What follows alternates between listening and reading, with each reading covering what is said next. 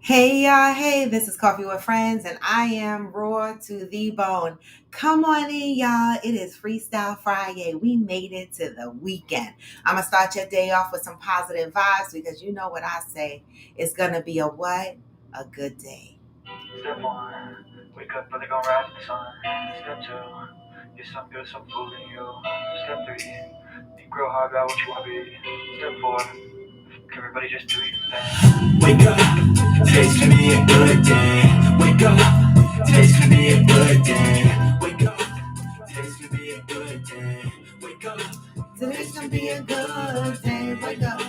today's gonna be a good day. Wake up, today's gonna be a good day. Wake up, today's gonna be a good day. Wake up. Today's gonna be a good day.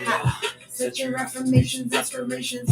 I got shit to do. The aftermath of preparation. Good food, good mood. Blood in circulation. One step at a time, yeah, that's how you make it. Set a goal. You control and the steps you take them. I try to pick one thought, have some concentration. And if I make a mistake, it's called education. I try to do this every day. Good call it morning, application. Stacy. Today's Good gonna be a morning. day. Wake up. Today's gonna be a good day. Wake up. Today's gonna be a good day. Wake up. Today's gonna be a good day. Wake up. Today's gonna be a You good up bright and day. early. Wake up. Today's gonna be a good day. Wake up. Today's gonna be a good day. Wake up. Today's gonna be a good day. I'm good. How are you? Happy Friday. Merry Christmas. Happy New Year. Fighting odds from the demons, y'all. Negative thoughts are poison the rock. Head full of flies, so here come the clouds. They'll never stop unless I can swap. All the bad for the good. In my head when I'm lost. Yeah. So I'ma fake it till I make it. Positive thoughts are overtaken. I got patience. One day at a time, that's how you operate a cadence. A flow, you grow, you show yourself a foundation. Stay away from all the shit that causes temptation. Oh. I like to do it okay, it is Friday. You getting ready for the new year? Like a narration. Don't expect greatness, do my best, man, I take it. Wake up, today's gonna be a good day. Wake up. Today's gonna be a good day. Any plans for New Year's? Today's gonna be a good day. Wake up. Today's gonna be a good day. Wake up. Today's gonna be a good day. Wake up. Oh, we got slow comings this morning. Today's gonna be a good day. Wake up. Today's gonna be a good day. Step 2. Step 3. Step 4. Hey. Good morning, good morning. We got slow comings this morning, probably because I'm late. And I've been having a bad habit of coming on late. So people drag behind me. But I'm here, y'all. I'm here. Here, yeah, but not doing anything except church. Okay. My mama is here, so I ordered some light up hats for 2024. Hopefully we could keep our damn eyes open for midnight because I'm gonna tell you no lie. I don't know if it's age or if it's my routine, but I get up early in the morning. My alarm clock goes off at 6 o'clock in the morning. I hit snooze a couple of damn times, but ultimately I get up. I go through my washing of the face, brushing of the teeth shit, and then I put on my workout clothes and I jump on my bike, make my coffee, and then start the show or whatever. And so I don't know, by 9-10 o'clock at night, my ass is yawning. Like I am exhausted. I'm tired. And don't forget, after the show, then I go into work mode. So now I'm in work mode, and work has been really, really busy for me lately. And so by 9-10 o'clock at night, I'm tired. My mama ain't here talking about, oh, look at you yawning already, but you do get up early. I'm like, I do. I get up early and I have a routine. And so I get sleepy early. If I'm home, if I'm out and about, oh, you said you in bed by 9. If I'm out and about, that's different. I can manage to keep my eyes open and be in the vibe. But if I'm home and I'm showered and I'm chilling on the couch with a blanket Mm-mm. 9, 10 o'clock, I'm yawning. My eyes are closing. I'm struggling. All right. That's it and that's all. That's it and that's all. Where's all my folks on Happy Freestyle Friday? I went to see, and see, I don't want to have to repeat this again when people start to come on, but I went to see The Color Purple yesterday with my mama. It was so damn good. I know that some people, what I'm realizing is that some people expected the movie. Good morning, Valerie. Some people expected the movie to be like the original movie. Okay, getting a color touch up but it wasn't. To me, I saw the play mid 2000s, right? And I loved the play. And I didn't remember all the songs that was in the original play, but my girlfriend Frenchie played in Color Purple recently in DC, and I recognized some of the songs from what they sang. Good morning, Nakia. And so when I saw the movie, I recognized that they were singing the songs from the Broadway show. And I loved the cinematography. I loved how they told the story. I loved how it was different but the same. Does that make sense? Like the characters were portrayed the same, right? Even though they were different people, and the way they told the story was a little different but the same. See, I don't want to give away too much because I know some of y'all didn't see it yet.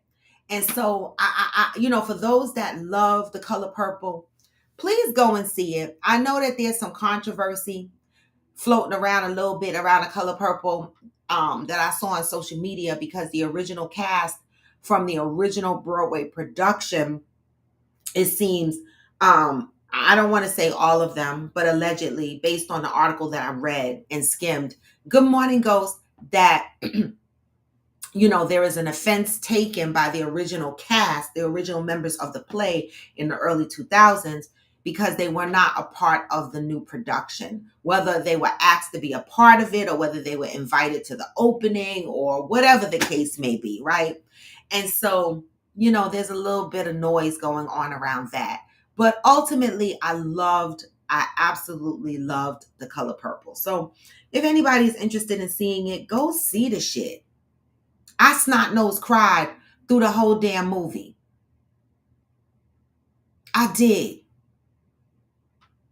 And it's so crazy because, we take it lightly what these actors and actresses do. I was watching a snippet of Fantasia talking about The Color Purple and them asking her to play the role of Celie, right? She said when she first played it on Broadway, right? She said she had to switch code. When you have to switch and be one person for a period of time and then you switch back to your normal self. So she was code switching. I said switch code, but code switching. She was code switching, right?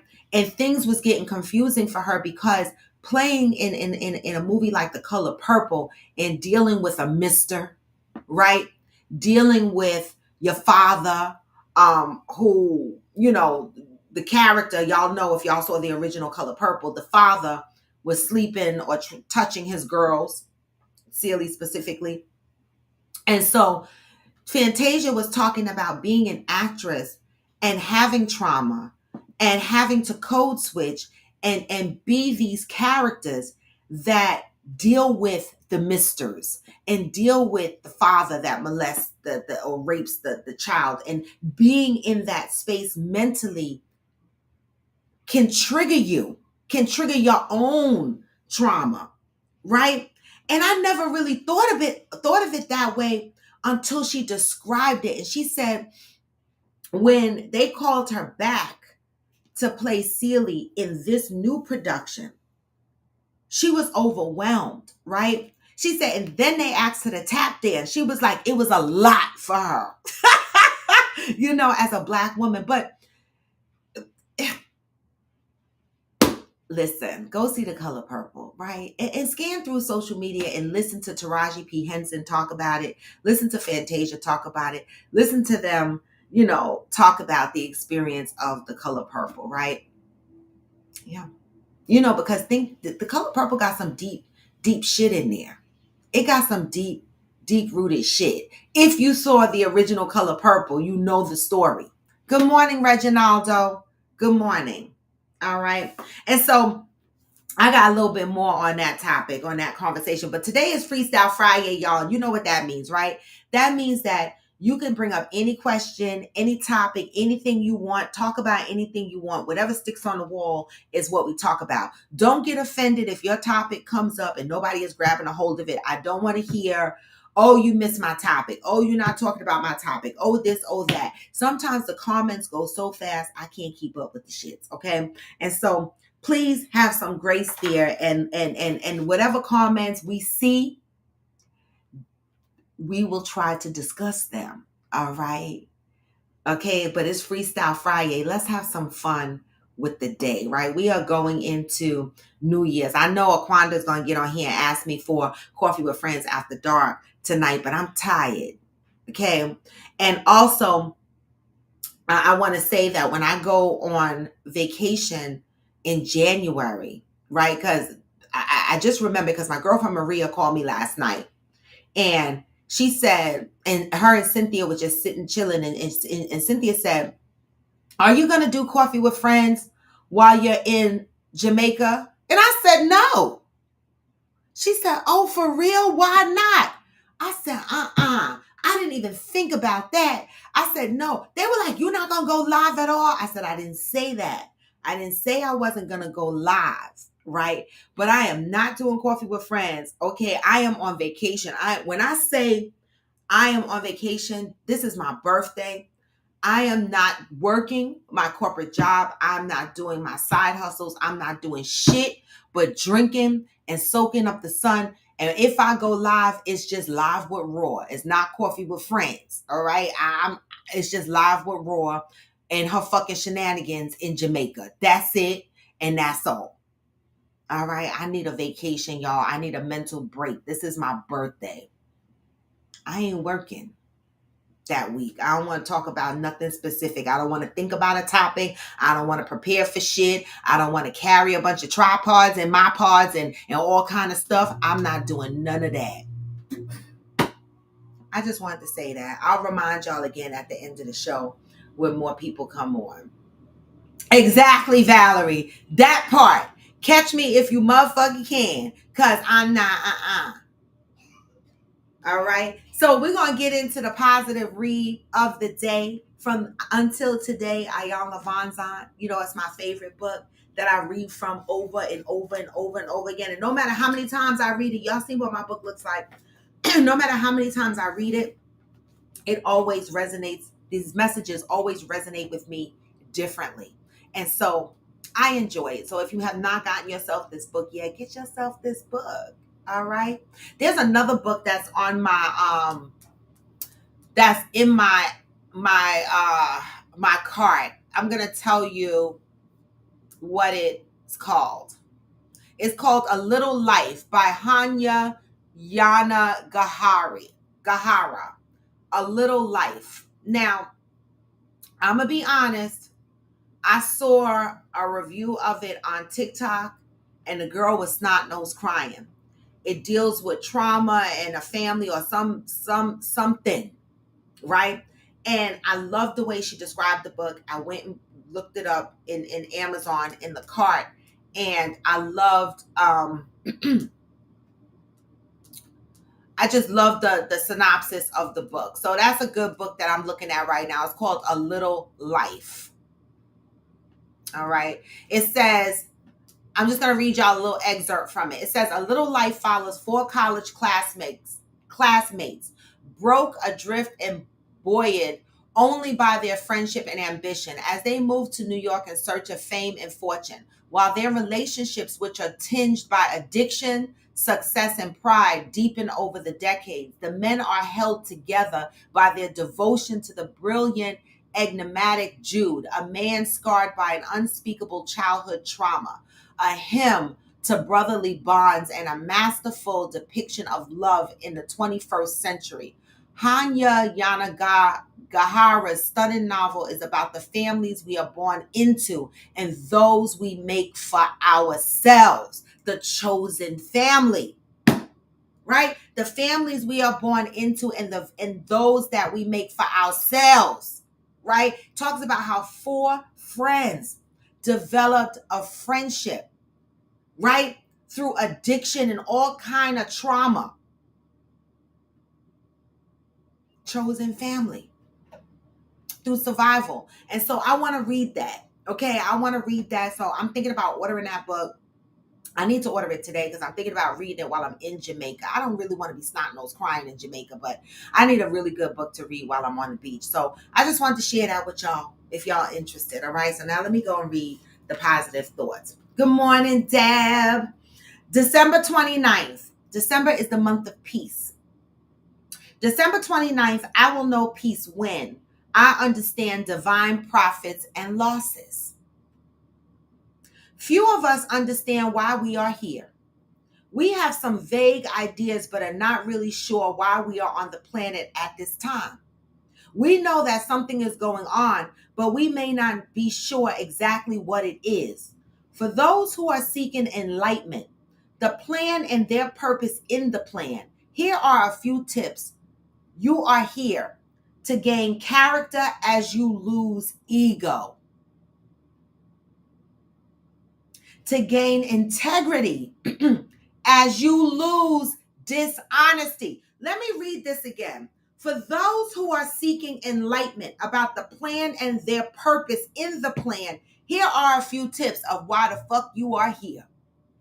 You are here to gain character as you lose ego, to gain integrity as you lose dishonesty, to gain strength as you lose fear, to gain compassion as you lose disappointment, to gain discipline as you lose willfulness, to gain equality as you lose separation, to gain appreciation as you lose resentment, to gain enthusiasm as you lose hostility,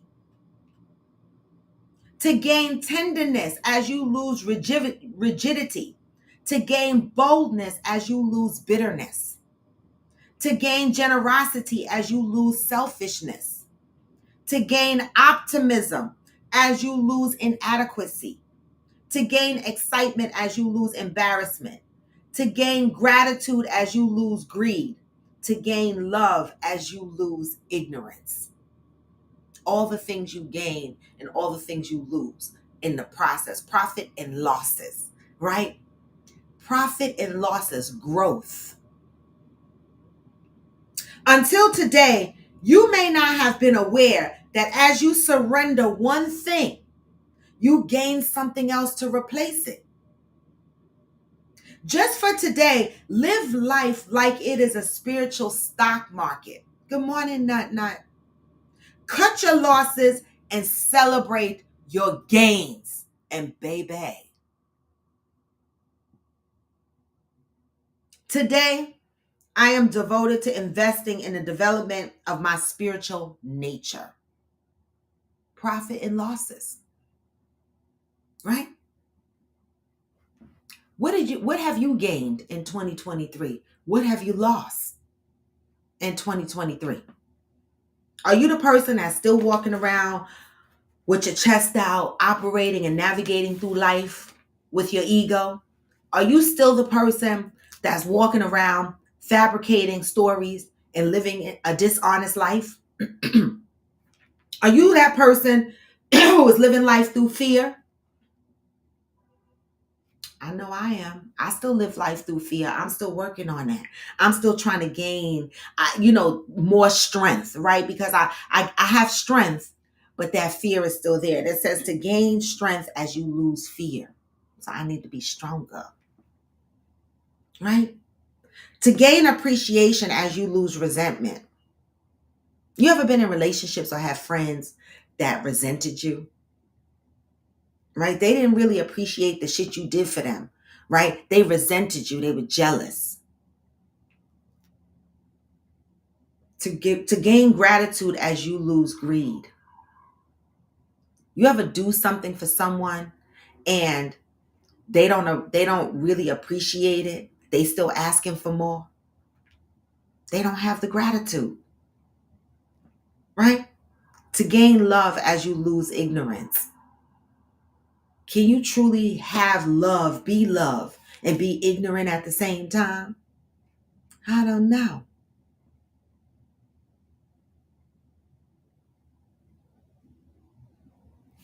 I will know peace when I understand divine profit and losses. What have you gained and what have you lost? I gained. Good morning, Juanita. I gained a chosen family. That's what I gained, right? And I'm building on that. That's what I gained. What did I lose? I lost some friends this past year and the year before, right? But the crazy thing is once I grieved the loss of those people, my life kept going. It did. It kept going, right? And so I'm still working on myself. I'm still trying to take in more gains than losses, right? But understand, when you lose something, there might be a reason why you lost it. And even though we grieve the thing that we lost, sometimes it's necessary that we lose that thing. Appreciate your profit and losses. How about that? Don't, I know it's hard. That's that grieving. That's that grieving. But work on your gains. Well, today is Freestyle Friday, y'all. And so what are we going to talk about today? I want to go back to our actors and actresses, right? And I have a question for you guys. Just a simple question, because I've really been, I talk about, the economy, the Black community. How can we support each other? How can we help build? How can we do this? And for the last week, I've been listening to more and more. That's true, Val. That is so true. I believe that. I truly believe that. Right? I truly believe that. But for the last week, I've been watching Taraji, Fantasia, and a couple of other actresses chime in about Hollywood and the pay scale for Black actors and actresses, right? For the sake of this conversation, I'm going to talk about actresses because these are the people that were speaking. And it seems as though when they select people for the role, Gabrielle Union, she's another one that did a thing on IG about the pay scale for women. When I think about it, right, they're asking us to support. They're calling out to the fans, right, the theater goers, right, to go in and support the people that are in these movies, our Black actresses, right, and even Viola Davis talked about being on the level of Nicole Kidman and Meryl Streep or whatever, but not being paid as such, right? So she's even chimed in on this as well. And so what they said was the actresses and actors get paid based on the seats that they can fill. It's not necessarily based on your skill set, right? So if they put Denzel Washington in a role, they pretty much know that he's going to sell out and sell tickets, right? So they're going to pay him money. But if they put Taraji in a role, they might say, she might not sell out the theater. She might only sell out half the theater or 3/4 of the theater. So her pay scale would be based on that. Right. And so with Taraji, Fantasia, and all the message that's going around, and I'm paraphrasing, right? Because I don't remember exactly the wording that they used. But essentially they're crying out to the fans, the theater goers, right? The movie purchasers to support the actors and actresses by going out to the theaters to see the movie, right? Because they're saying, a perfect example is Taraji was saying that sometimes she walks away and has no money after doing a role because she has a whole team of people behind her that she has to pay. So, for example, and I'm just playing with numbers, she might get paid $10 million, but at the end, she walks away with $2 million. Fantasia said she remembered when she first played Celie on Broadway. I believe this is what she said. It's out there on social media. She played Celie on Broadway. Good morning, Michael. She couldn't even afford to go back to her room and buy a pizza. Right? And so they're saying that they don't get paid fairly in the industry. And when they do, they still have to pay out a whole team of people. And they need us to come to the movies and support them, right? So that they can get the money that they're worth. So I've been sitting with this for days, right? And I sympathize with them. I do. Happy Friday, y'all. I do sympathize with the Tarajis, with the Gabrielle Unions, with the Fantasias. I sympathize with them. I do, because I feel like they should get paid what they are worth. I definitely feel that way, right? But then I think about myself, right? And I say, the way the economy is, right? Are they talking to the 1% population when they say, come out and support us and help us so that we can make millions of dollars, right? Or are they talking to the rest of us, like me and you, right? Because I'm like, everybody is struggling. So when Gabrielle Union gets on, and even Keke Palmer chimed in, and they were like, we gotta run multiple streams of income in order to survive. This is what she's saying. This is what Keke Palmer is saying. We got to do appearances and different things like this to bring in multiple streams of income so that we can survive.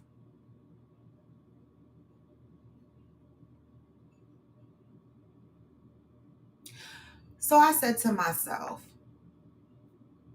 I don't know what getting paid $10 million and getting $2 million at the end looks like, right? And I don't know what it's like to live in big mansions and drive fancy cars and wear expensive jewelry and carry expensive bags, right? But I know eggs is expensive. I know my light bill was almost $300 last month. I know that rent is high as fuck, right? And so when you're asking the theater goers, the fans, right? When you're pleading out to them, it's almost like we're out here struggling too, right? I don't know what the answer is. I sympathize with them. I do. So I don't want that message to get lost. But I don't know what the answer is, because you're asking us, the people, the middle class population of people that are struggling out here, right? Because we just as poor as the poor, that are struggling out here to support $1 million lifestyles. I'm confused. Like, I sympathize with them, but then I'm on the fence, like, the economy is fucked up for everybody, right? When I went to the movies last night and I bought them tickets, I bought one senior citizen ticket and one adult ticket, okay? It was $40. Then I stood on that fucking line and bought caramel popcorn and a regular popcorn and one soda. That was $30. I paid $70 to go to the movies in my neighborhood, taking my mama. Okay? No, we didn't get no food, no burger, no Frank, no nothing. Just popcorn. So I don't know what the answer is for our actresses and our black actresses in Hollywood. I don't know what the answer is. But I have a hard time feeling sorry for people who are living $1 million lifestyles and asking people that are out here in $100,000 lifestyles trying to survive to support their lifestyles.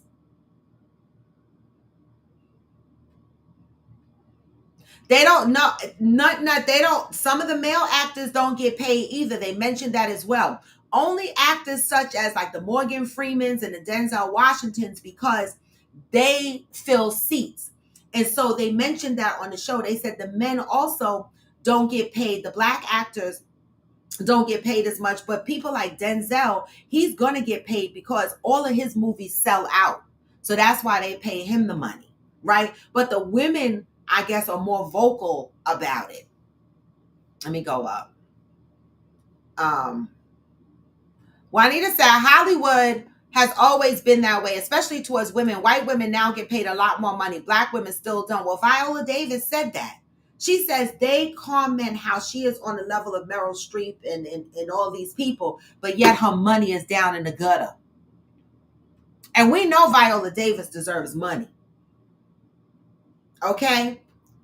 And Cookie, aka Taraji P. Henson, she said she fired her whole fucking team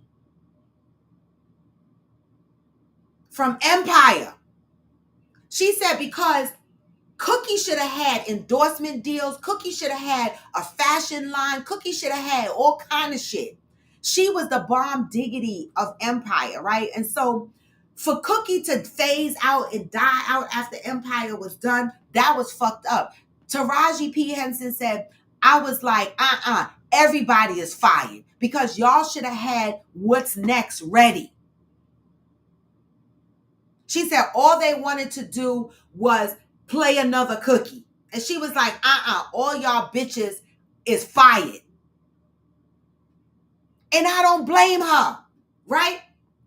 I don't blame her.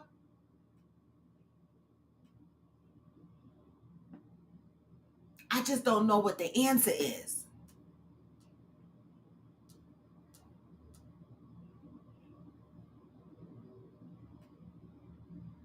Well, y'all, I was trying to, like, I understand their cry, but I'm like, on the flip side, I'm like, baby, you see what you wearing and driving and living in and what I'm driving and wearing and living in? And you asking me to make sure you can maintain your $1 million lifestyle? Baby, if I could see a movie for free, I'ma do that. That's unfortunate, but I don't know what the answer is. I don't know. Like, just like tickets for these concerts, when people scrape up and they spend their rent money and shit to go see Beyonce concerts and all these motherfuckers, I be like, oh my God, like, y'all are supporting these $1 million lifestyles, and some of y'all really don't even have the money, but y'all give all y'all shit. I don't know what the answer is. Juanita said, the directors are making the money. Why not pay the actresses their worth? Lord knows they can afford it. The ones who ask them need to step up. The thing is they are being paid, right? Well, they're being paid, but then they got to pay a whole team of people behind them, right? So are you being paid with your worth, or are you being paid by how many people you employ? I'm confused. And I know they need a team of people behind them. They definitely need assistants. They definitely need makeup artists. They definitely need hair. I get it. They need drivers. I get it. Good morning, Smokey. You know what I'm saying? I get it, but I don't know what the answer is. I don't know if a cry out to the public is going to help them, because the public is crying too. The fuck? Nut said, I think they are talking about their black women that are fans because they pay the male actors like they weigh, but when it comes to the female actors, they have to fight to be paid their worth.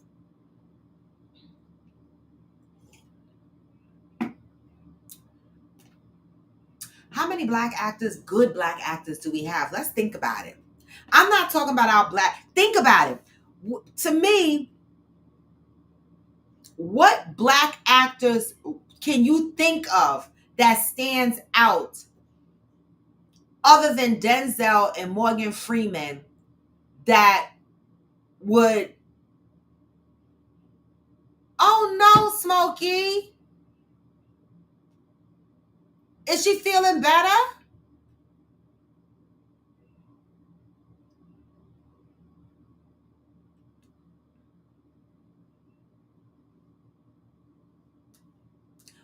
And yes, Val, I want to know what that tension was. I don't know, because the only thing I read was that Oprah and her had a conversation, and she thanked Oprah, and Oprah told her that she can call her and reach out to her anytime. What was the tension though? That's the part that I missed. What was the tension that happened between them? Well, so I gave them my support, right? Exactly, Juanita. Going to the movies is expensive. I told my mother, she was like a date. I said, this is like dates, movie theaters is like, used to be cheap. Taraji and Gabrielle Union have been actors I will pay to see like that. Me too. Me too. I like them. Thank you, Nut Nut. Look at Nut Nut. She's going to make your mama soup. Smokey. Look how y'all do in Texas. That's so damn sweet. Yes, Juanita, we are glad you are healing, baby. We can't wait for you to heal so you can come on one of our trips. Was for, it's too heavy behind the camera. And truth be told, that was a big dig at Oprah, because didn't she decide their salaries, or am I tripping?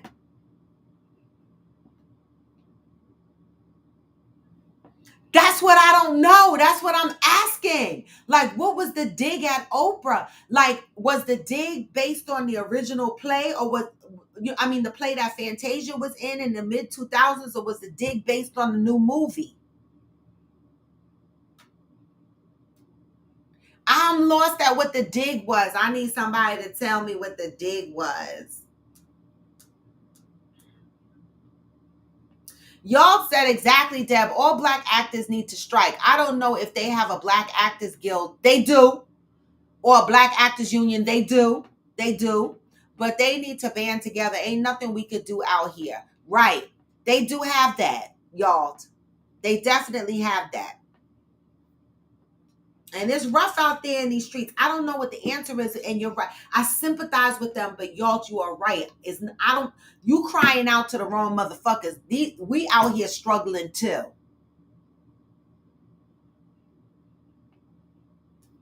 We out here struggling too.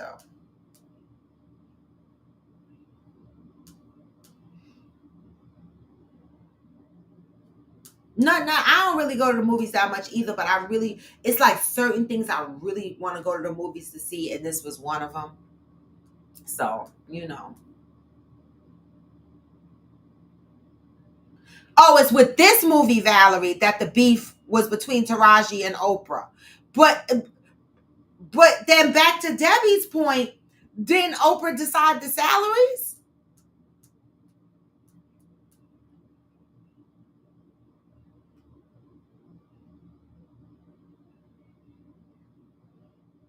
Oh, Juanita, you ain't saying shit. I normally pack my own shit too, but I love movie theater popcorn. So I'll take a burger into the movie theater in my bag. I ain't no shame in my game. I don't give a fuck. Okay. But I love the movie theater popcorn. So I'll get like a small popcorn, and I don't even eat the whole bag. I just like to munch on it, pick on it while I'm watching the movie. But I don't really need to go to the movies. Like, to me, I be thinking about who sat in the seat before me. Ever since COVID, I be grossed out. And I only go to the dine-in theaters where the seats recline all the way back. I'm not sitting the fuck up for 2 hours. I'm not going to do it. Okay? And so that's why I say don't depend on a public person like me to support actors and actresses in the movies, because I wait for the shits to come on the streaming services most times. Good morning, Aquanda. Deb said, I think it was the new movie. Based off my research, Oprah is that throw your rock, hide your hand type. Well, she is. I watched another interview regarding Taraji and she hinted at that as well. She did, but I can't get the full meat as to what it was. Like, everybody is dancing around this thing with Oprah, but I can't find an article that tells me what Taraji is talking about specifically as it relates to Oprah, right? But she did hint at it. And then Oprah reached out to her and did that damage control. You know, I don't know, Oprah. Your name is popping up in a lot of places where the women are not getting paid their fair share. I don't know. I don't know, Oprah. You smelling a little bit funky in the air. See, y'all, I'm saying, don't you smell it? Like, what is going on? Okay, because I mean, when you hear it the first time, you're like, Oprah wouldn't do that. But we hearing it multiple times now. And when Monique tried to tell us about Oprah, Tyler Perry, and these motherfuckers, we looked at her and told her to shut the fuck up. Nobody wanted to support Monique. Even me was like, Monique, shut the fuck up and sit the fuck down. And now I'm swallowing my tongue because Monique, you were right. Sorry, boo. Because I step into the room when I'm wrong. Because, baby, this is the same shit with Diddy. We don't be listening to motherfuckers when they talk, and we want to wash people off as crazy because stories sound insane, because we want to love these people that we don't even fucking know. Like, people want to love Oprah because of what she stands for, and she's this iconic woman, but fuck that. She's still human. And she is smelling a little funky in the Oprah waters right now. Good morning, Pat.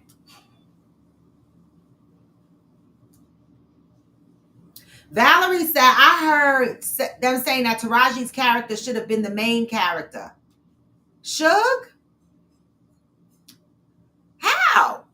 It wasn't the main character in the play or the movie. Celie is the main character.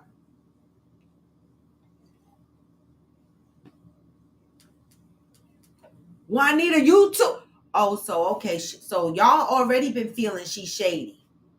Ain't that a damn shame? This is a black woman in a position.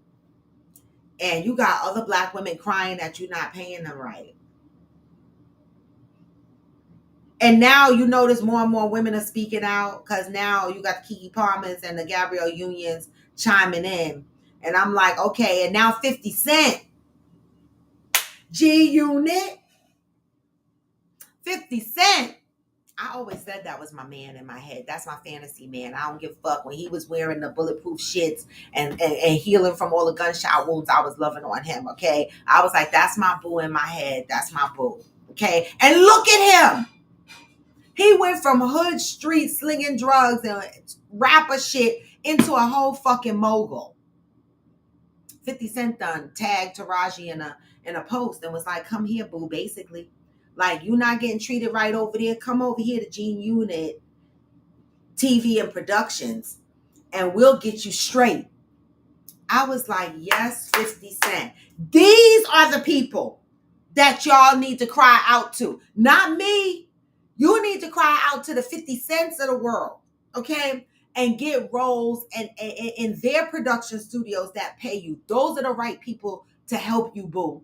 And so 50 Cent is like, step into the room, just like he did for Monique. He mentioned his interest when Monique was blurting out about Netflix. 50 Cent mentioned his interest back then. He was like, I would work with Monique, and guess what? And now he is. Isn't she in BMF or one of his series? So I'm like, 50 Cent, step into the motherfucking room. Listen, for me, 50 Cent, like, I respect Tyler Perry. I do. He, you know, his documentary had me in tears. I respect that shit. He opened up a whole fucking shit in Atlanta, a whole Hollywood in Atlanta. But when you could go to Shreveport, Louisiana, a racist Jim Crow fucking state area, and be a black man and walk up in there and open up a whole TV and production studio and create jobs for those in Shreveport, or whatever the fuck y'all pronounce that, Louisiana, that's a big fucking deal. That is a big fucking deal. Okay? That was a milestone. Okay, because not only is a black man owning a production studio in a racist state, okay, but he's created employment in a place where black folks struggle to get jobs. That's commendable. Those are the people Taraji and Monique need to be looking at. Oh.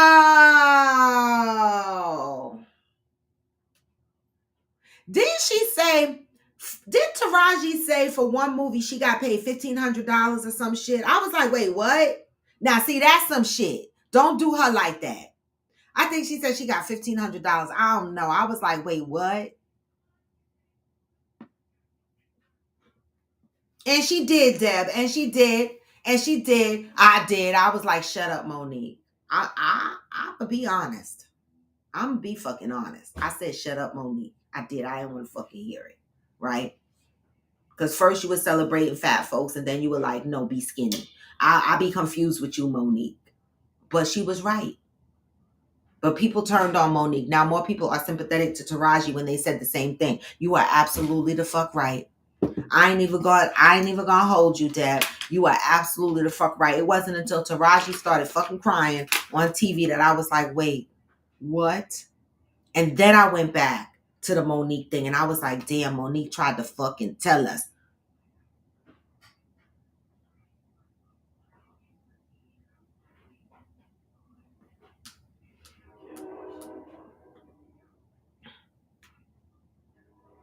I ran out of detergent? Okay. Is my Spanx in there? Mother, did you wash those? Well, I put everything in that you wear underneath. All the dark clothes are washed? No, I'm washing them now. Okay, so that's the last load of dark clothes? No, I have towels. Okay, no, clothes. Okay, so then they'll be in there. Oh, y'all in my business. I need Spanx for under my dresses. Mind y'all business. Y'all said I thought Monique's beef with Oprah was over. Her interview on her show, not a pay discrepancy. I don't know if Monique still has a beef with Oprah. People are now just referring back to when Monique originally came out with her statement that, you know, the whole thing with Netflix and the whole thing with Tyler Perry and Oprah and all of that. Now people are connecting the dots, right? Because now you got other actresses coming out saying similar things, because Fantasia kind of hinted at some stuff too. And so I'm trying to figure out what the fuck is going on behind the scenes. Deb says, so this movie based off what happened after she left Mr. I ain't going to see it because I can't stand all that singing. But that's what I heard. It was a derivative from the original movie. It is based on the play, but to me, in my opinion, because I saw the movie, of course, and I saw the play. And for me, the songs are from the play, right? They use like a song and a half from the actual movie, right? But the majority of the songs that they used in the movie, this new movie, is from the play, right? Not the movie. And no, it wasn't after she left Mr.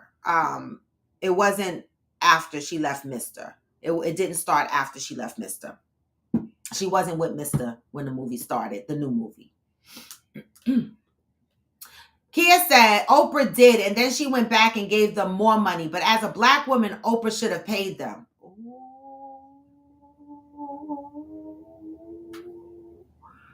Ooh, Oprah. No, she didn't.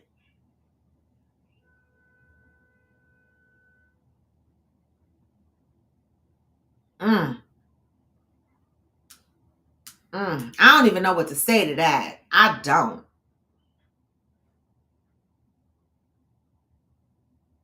Well, you know what, Valerie? I heard, okay, this is what I heard. I don't know if it's true. Johnny Leon Hill is not on here right now.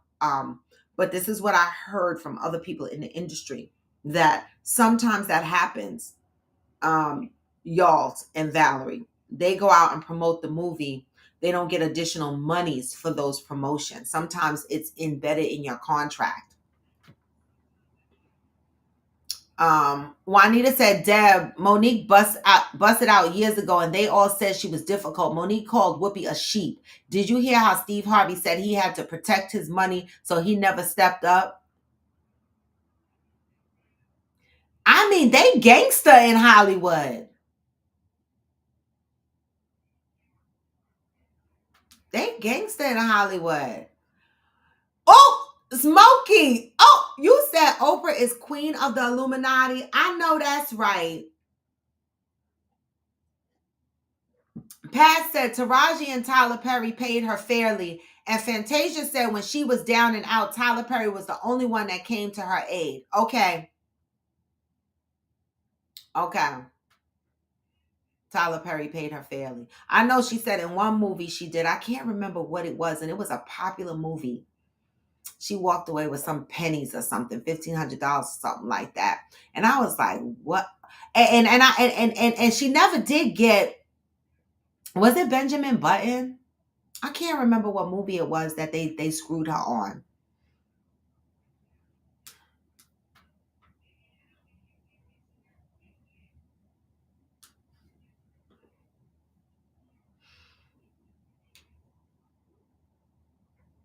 Mm. People say working for folks like 50 and Tyler, but I think they lowball worse than the Jews. Didn't Omari Hardwick say he didn't pay him? He did. And what happened with that? That story kind of fizzled out.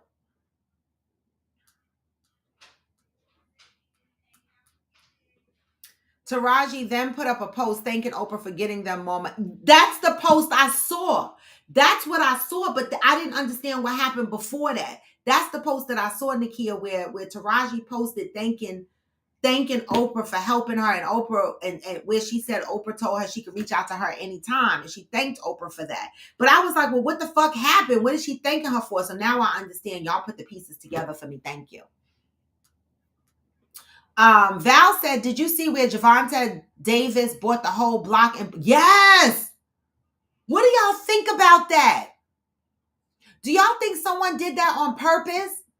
Javonte Davis, the boxer, bought a whole block in Baltimore that he was going to renovate and provide housing, right?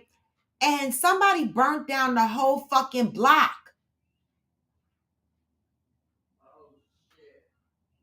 Y'all think that was done on purpose?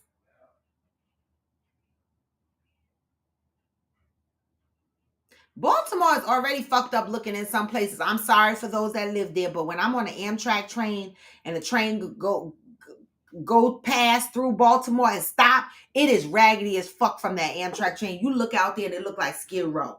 And I've been in Baltimore several times. When I come to Baltimore, I normally stay at the Harbor at the Renaissance Hotel. And I visit a couple of people I know in Baltimore. And I have driven through some of them neighborhoods, but then I have driven through very nice neighborhoods in Baltimore. So I don't know. You know.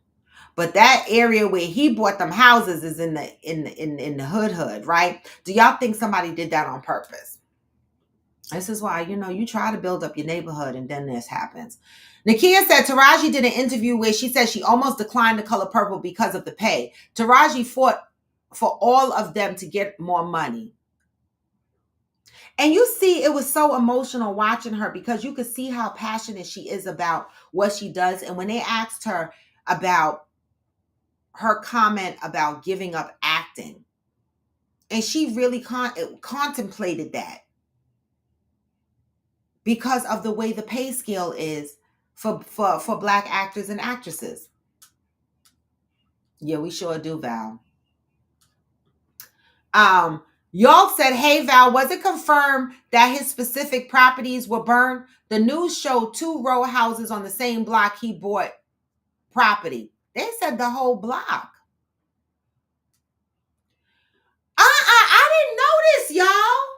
I had no idea, Oprah. I never heard this. I never heard that before. Nakia said, I supported Monique because she was right then. They wanted her to do free promo for Precious, and she said no. Then Netflix lowballed her, and she called everyone out. Lee Daniels, Oprah, and Tyler Perry. She sure did. She sure did. And I was like, be quiet. But she was right. She was right.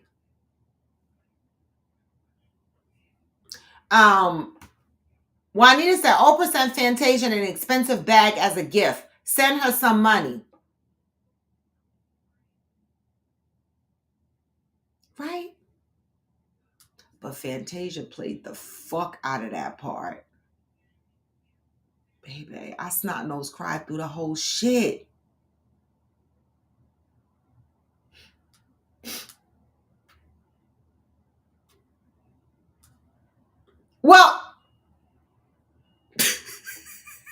Well, I mean, I didn't listen. Maybe that was the part, y'all. Maybe I just didn't fucking want to hear her mouth because I was like, shut up, period. But you know what? She was right with her daddy husband. Juanita said Oprah open Lowe's destroyers of how Black people have to work two to 3 times harder to get what they deserve. Nobody should ever have to call her name with that sentence. Nobody. Thank you, Juanita. Period. This is why I'm like, oh, it's stinking in the Oprah waters, because in the conversation where Black actors and actresses are talking about not being paid fairly, they should never be referring to none of these motherfuckers. Oprah, Tyler Perry, 50 Cent, Lee Daniels. They should never mention their names, because you're right, Juanita. They shouldn't even be a part of the sentence where Black people are talking about they're not being paid what they fear, what they're worth. It's a shame, isn't it?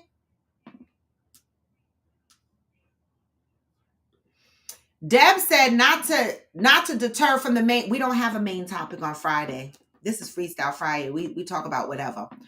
But y'all noticed all that Tyler and Christian mess has calmed down some. Y'all think he cut Christian Keys a check? Baby, you snatched that right out my fucking head and out my mouth. Like you took my whole tongue, Deb, because I was just going into the Christian Keys direction.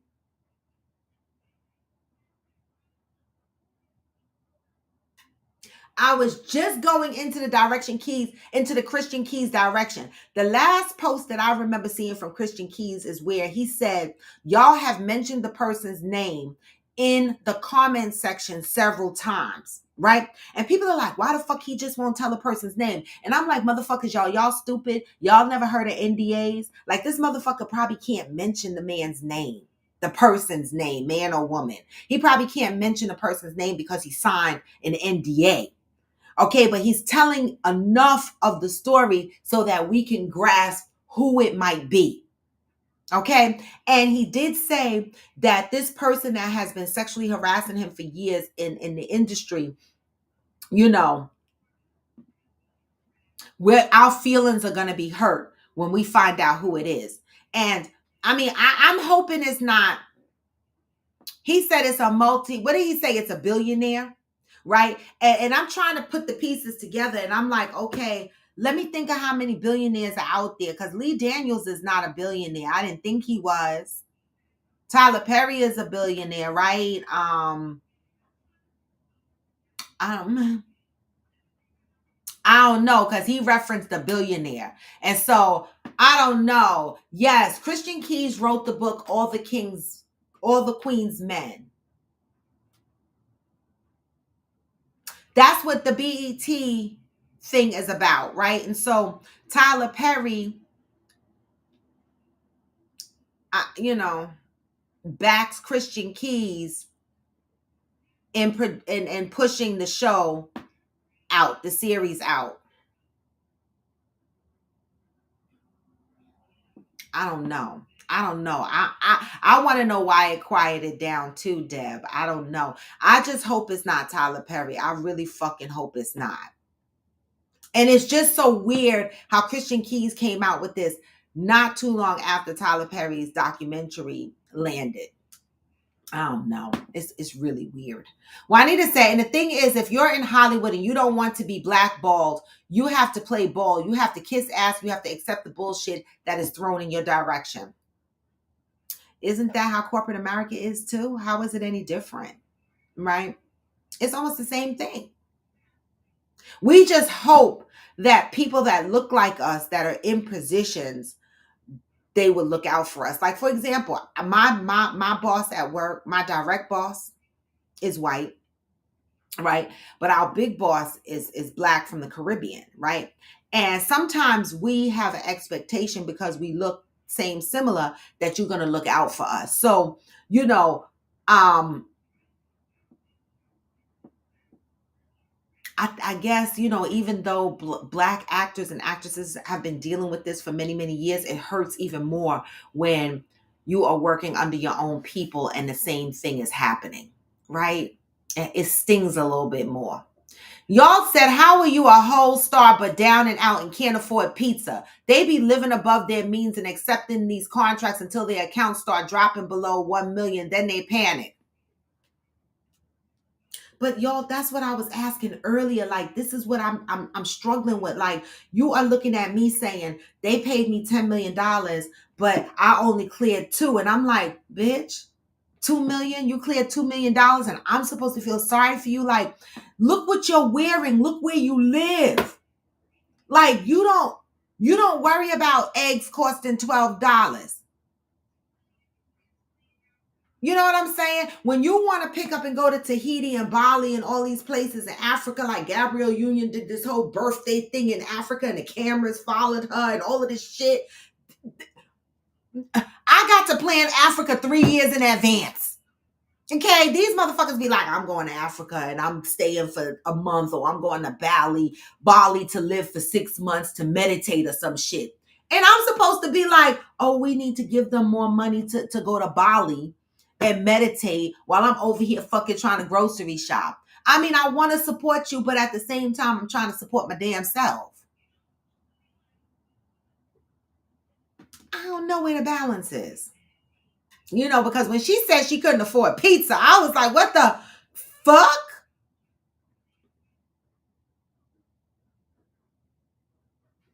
Val said, I think someone did it on purpose, but I've read it's not the black people that did it. They think a developer really wants the property. It will be gentrified, I guess. Those houses are going for $1. I know. And you know the crazy shit is, Val? Don't nobody even want them. They've been $1 for you know how long?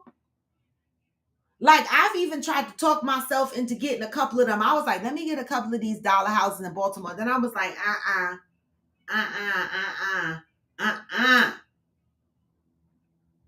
because you get the shit, unless you buying up the whole block like Javonte Davis, you buy 1, 2, 3, renovate your shits, and then the rest of the block look like Skid Row. Ain't nobody gonna want to rent your shit, and then the people that wind up renting your shit might not be the people you want to rent your shit.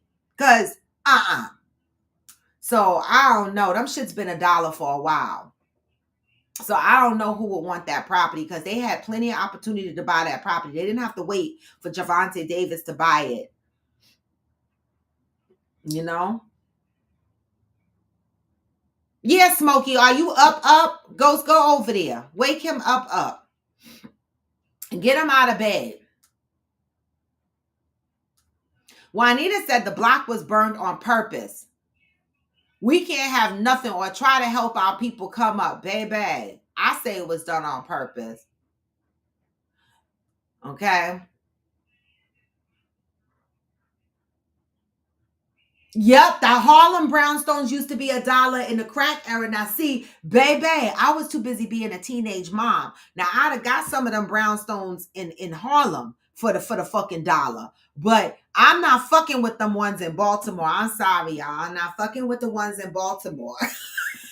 Because wait a minute, I'm not trying to be funny or nothing, but the white people are buying up them brownstones in Harlem and shit. I don't know how many people gonna want to buy up the brownstones on Baltimore on them blocks where the rest of the brownstones are burnt the fuck down and raggedy looking. See, it would have to be all or none. Like somebody got to go in there and buy the whole neighborhood and renovate the whole neighborhood at once. Fuck that.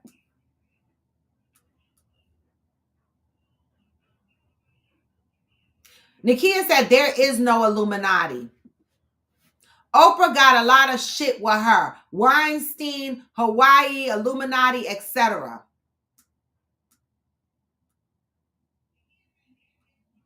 Pat said Monique was correct, but it was her delivery. I just wanted her to be quiet. It was her delivery. She went to the Apollo and said that Lee Tyler and Oprah can suck her dick. That was too much.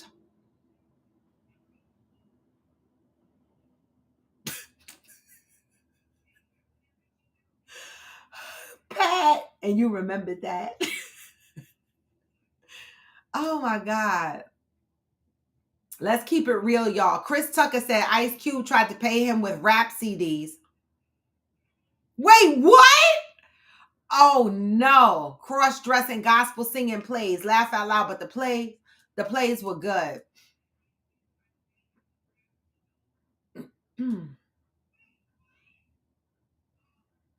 Wait, what? Someone is suing Keys because he said he stole his book. Wait, what? What? I didn't hear that one, y'all. Now they better stop the shit.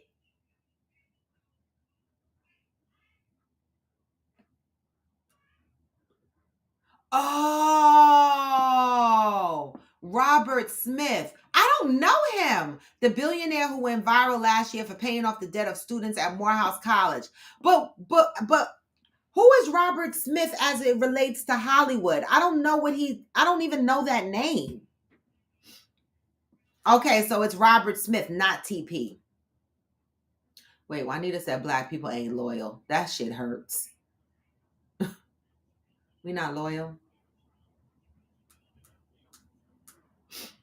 Christian Keys was talking about 3 people on that live at Juanita. I think RS was the one that brought the strawberries and wine out trying to make the mood intimate. See, I didn't get through the whole video because the video was like 3 hours or some shit. How long was that fucking video? It was a long ass video. I didn't get through the whole video. Strawberries?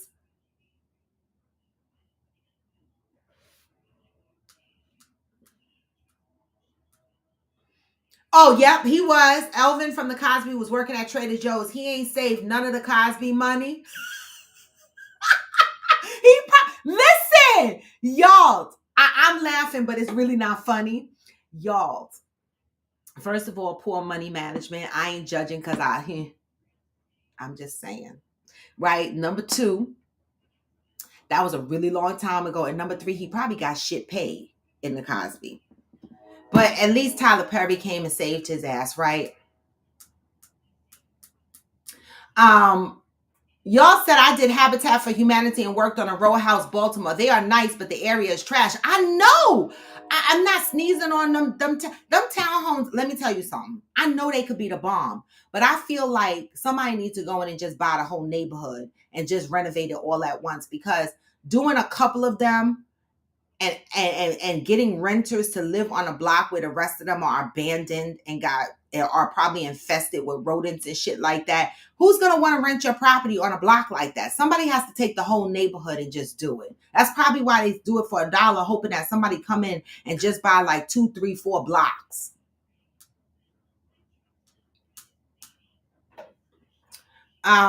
Javante did a press release with the mayor on TV announcing his plans. You got to keep that under wraps until it's done.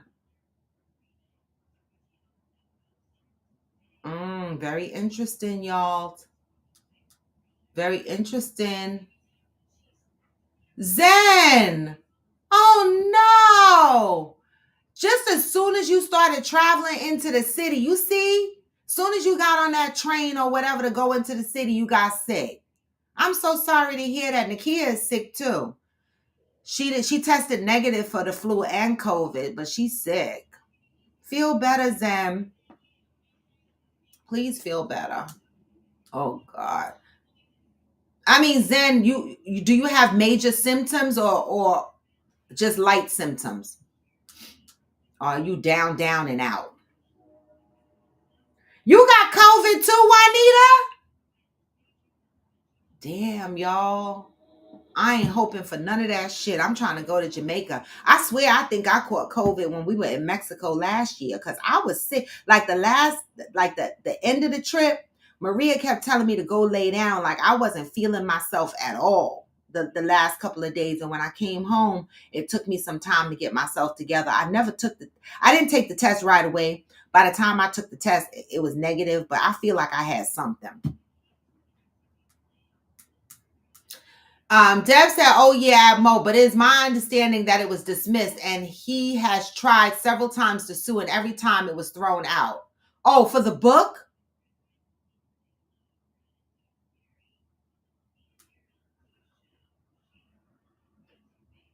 Exactly. Not. I don't know how much them Cosby actors was getting paid. They was probably not making no money. Not enough to sustain. Okay, mostly head congestion, Zen. I'm just getting to the comments. Okay, that's good. That's what I had the first time around. It affected my sinus because they say COVID attacks your weak areas. So I suffer with sinus infections and it attacked that. So I have more like of a head congestion, like what you're describing, Zen. The second time I had it, I had the headache, a little, lethargic feeling, but nothing major.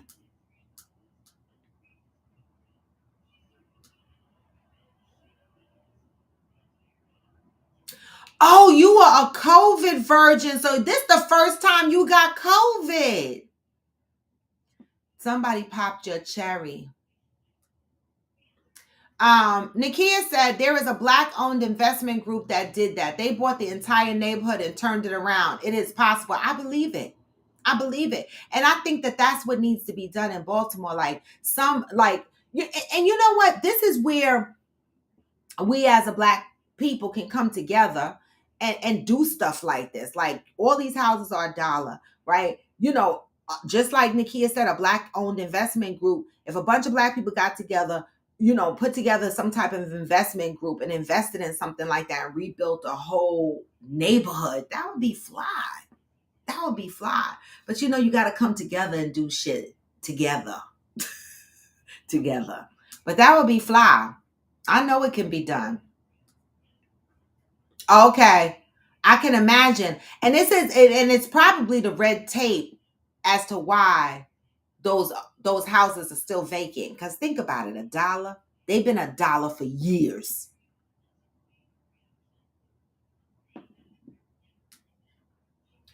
Zen say yes. First time wasn't the train. Went to a party on the 23rd. Then heard a couple people tested. Oh, positive for COVID. So I took the test. For fucking dirty bitches. Oh. I know. Listen, I still carry my mask because for two reasons. One, because I have sinus and I have like a nasal drip. Sometimes I sound stuffy or hoarse like. I put my mask on because sometimes it gives me a dry cough. And I'm like, I don't want these motherfuckers think I got COVID, so I carry my mask. That's the first reason. Second reason is if motherfuckers start coughing around me, I put my fucking mask on because I'm like, I don't want it. I don't want it. I just don't want to be sick. I hate to be sick. I don't want to be sick where I'm throwing up and all of that stuff. I hate to throw up. I will cry. I don't want it. I don't want none of it. All right. And so feel better, Zen. Feel better, Juanita. I'm so sorry that y'all got COVID. All right. Any weekend plans, y'all? What am I doing this weekend? Today, I'm just going to the bank, I think, to get my money for my trip. I need to take money out the bank. Oh, my God. I don't know. I just be living my life on the edge. I need to take money out the bank. I need to get my singles for my tips and shit, and I need to get my spending cash. Other than that, I don't have any major plans other than finish packing my suitcase. Yes, then I want to ask, but I know it's nerve wracking closing on a house and doing stuff like that. So I didn't want to keep asking about it. I just wait for you to tell us. But yes, then on closing on the new house, I can't wait for the I can't wait for the party. I can't wait for the party. Mm. I can't wait for the party. I can't wait for the party. Is this house also gonna have a pool, Zen? And an outside tiki bar? Are you doing all of that stuff? I can't wait for the party. Hey, I can't wait for the party. I can't wait for the party. Hey. Okay, so you have no symptoms. Okay, thanks, Zen. Yes, after you close, put the pics up in there. But is there a pool? Because, I mean, you leaving a pool behind. Is there a pool where you're going? Oh, Culprit? That's on Netflix, y'all. Well, Pat, okay, Pat, you hurting people feelings now. Cause you hurting people feelings. Pat said the black churches can band together and buy up those houses. That's why I say they are full of crap.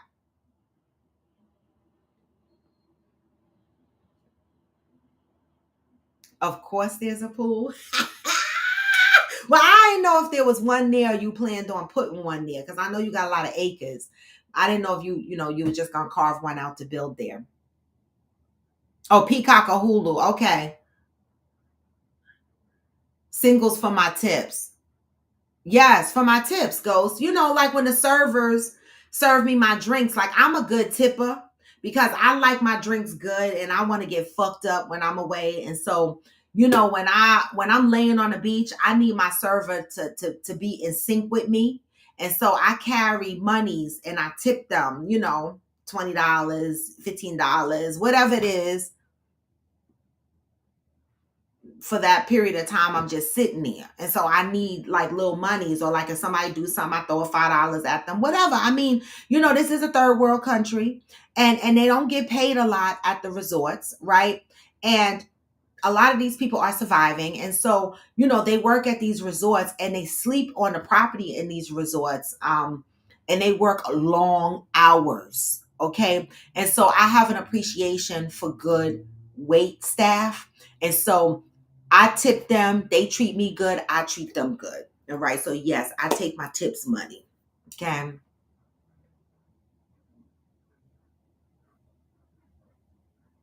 You said for almost 1 million, there better be a pool. I know that's right. The fuck? I know that's right. But listen, the way these houses are going, Zen, listen, I wouldn't be surprised if there was no damn pool. I'm not sure, but nothing extravagant. I don't like all that length on my hair. Nah, I'm good with mid to lower back, just long enough to hold my hair and make a bun. Wait, how are we getting to the hair stuff? What are we talking about? Somebody asked something about hair? Oh, me and Kay are doing my hair tomorrow in some box braids. Hold up. Nut. You putting box braids in your hair?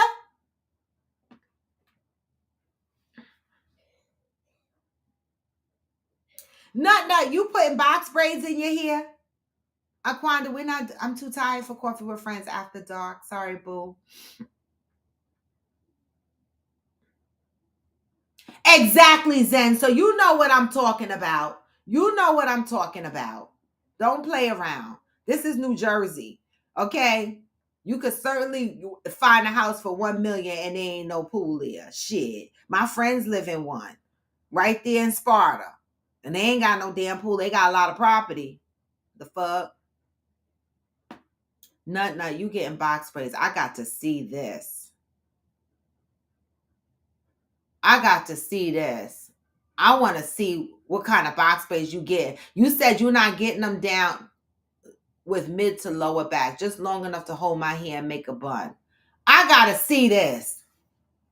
Penis said that she's getting box braids. Not penis.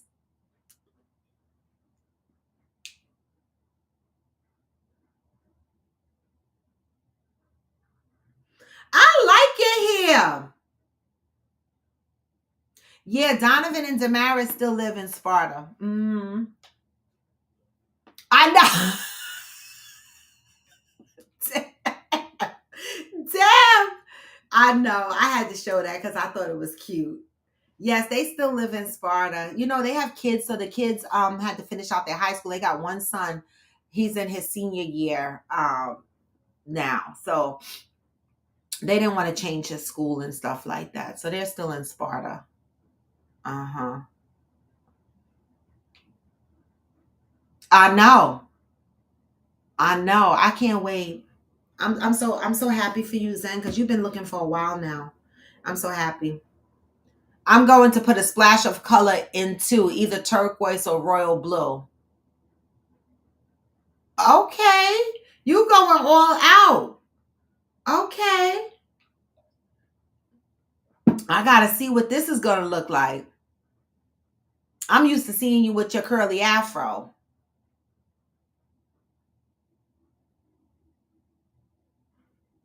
Yes, y'all. I used to live in Sparta. I talk about it all the time.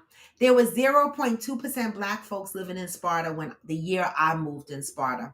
And I know that because I had to write a paper on the demographics and of where I lived.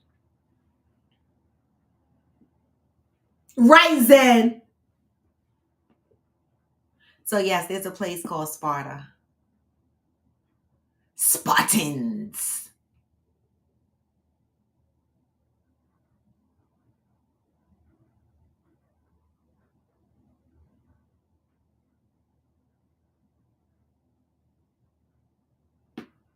All right, y'all, listen.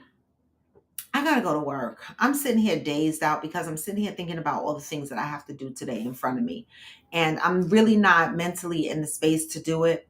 But I do want to knock out some things at work. I do want to get my Friday started. Oh, and I'm so excited, y'all. Where's Clive's ass? He's not on my damn live. I texted him yesterday. Clive Chang, Mr. Chang, where you at, Mr. Chang? I reached out to Clive because my monitors came, y'all, from work. And today my arm, the wall mount arm is supposed to come. So now I have to figure out my life in this, I have to figure out my life in this room. Like, how am I going to do this setup with these monitors? Because these monitors, by the time they put both of these monitors on the wall, it's probably going to be spread out from here to here. So I got to figure out how and where I'm putting these monitors and where my desk is going to end up. Because right now, I have a small desk, which I bought on purpose because I hate big, bulky furniture. I bought a small desk, and I don't know how this is going to work. But Mr. Clive Chang, you signed up for putting my monitors and on the wall. So come on over here, Mr. Clive Chang, and mount my shits on the wall and hook up my stuff and make it make sense over here, because I need help. See, this is what happens when, you know, you got to send out the white SOS flags for people to come and help you, because it's utterly ridiculous that I got to reach out for this kind of help. Help me.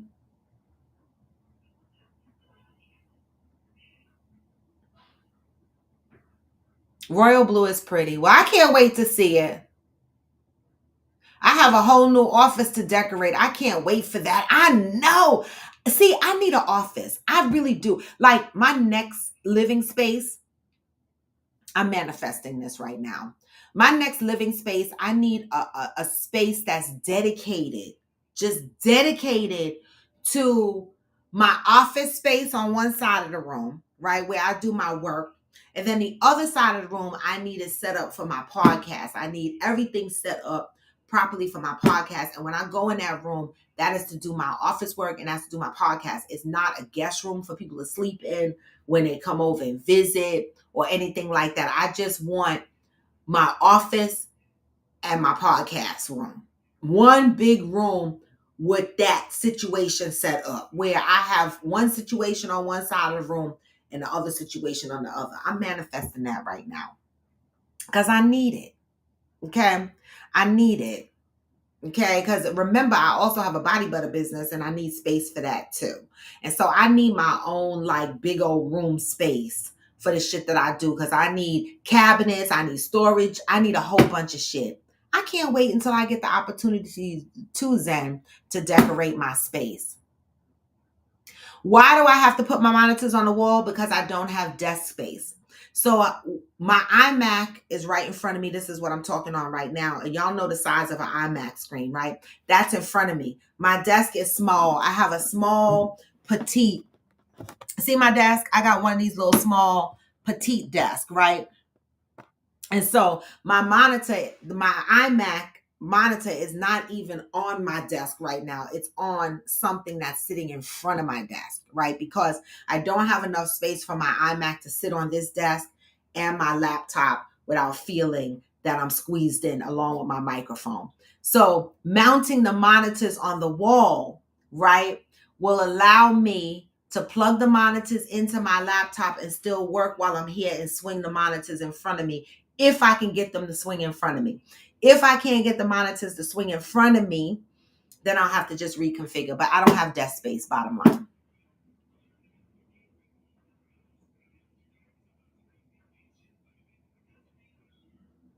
Yeah, Zen, the stand that clips on the desk is the one that I have at work. When I go to work, I have the monitors up on the stand that clips on the desk. Again, you can't clip shit on my desk. I don't have an edge on my desk. My desk is, oh, you can't see it. I don't even know why I'm struggling to show y'all.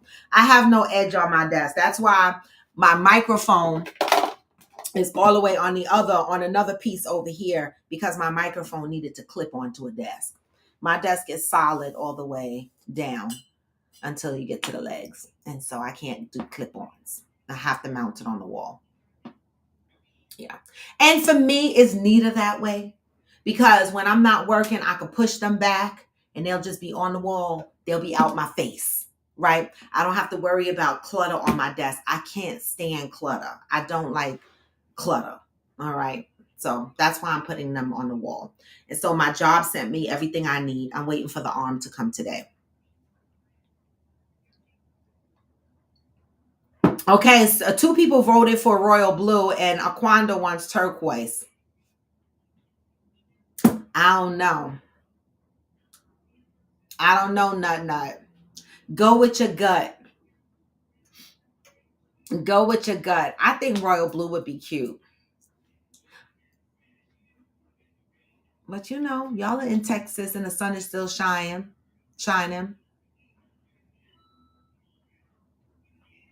Zen said for your office, the monitors. Zen, you said for my office. What for my office?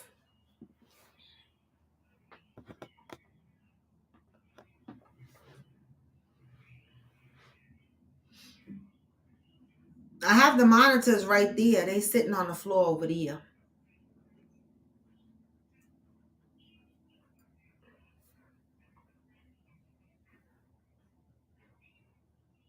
Oh, the color. No, we're talking about Nut's color for her hair. I'm not changing the color of this current office. All I'm doing is reorganizing. I'm not doing shit. Royal blue is Nut's hair. Nut's hair. She's talking about putting braids in her hair, either getting royal blue or turquoise. Not the color of the office, but send me the pictures anyway, because I want to see. I don't want pink. Aquanda, come on now. Oh, purple. Okay, like a dark purple. You doing like a deep purple? I like dark colors. Okay, I like purple too. I like a dark one, a deep one. Like I'm trying to migrate over to the blacks. Like if I could get somebody to paint my wall where my fireplace is hanging on, if I get somebody to come in here and paint it black and put up some decor, like some frame, do some framing on the wall, around where my fireplace is, I would love that. I'm gonna see if somebody could do that. Oh, you like purple for P's hair. Like a plum purple. I like purple though. You know, I had purple on yesterday to go see the color purple. Purple is cute. Now we're gonna have Nut confused because she's not gonna know what color to do now. We done fucked it up. Cause we throwing out all different kind of colors, but I like purple. Nut, when you going shopping for the hair? Ghost, where you going? You going over to Smoky House? I'm nosy. I'm nosy.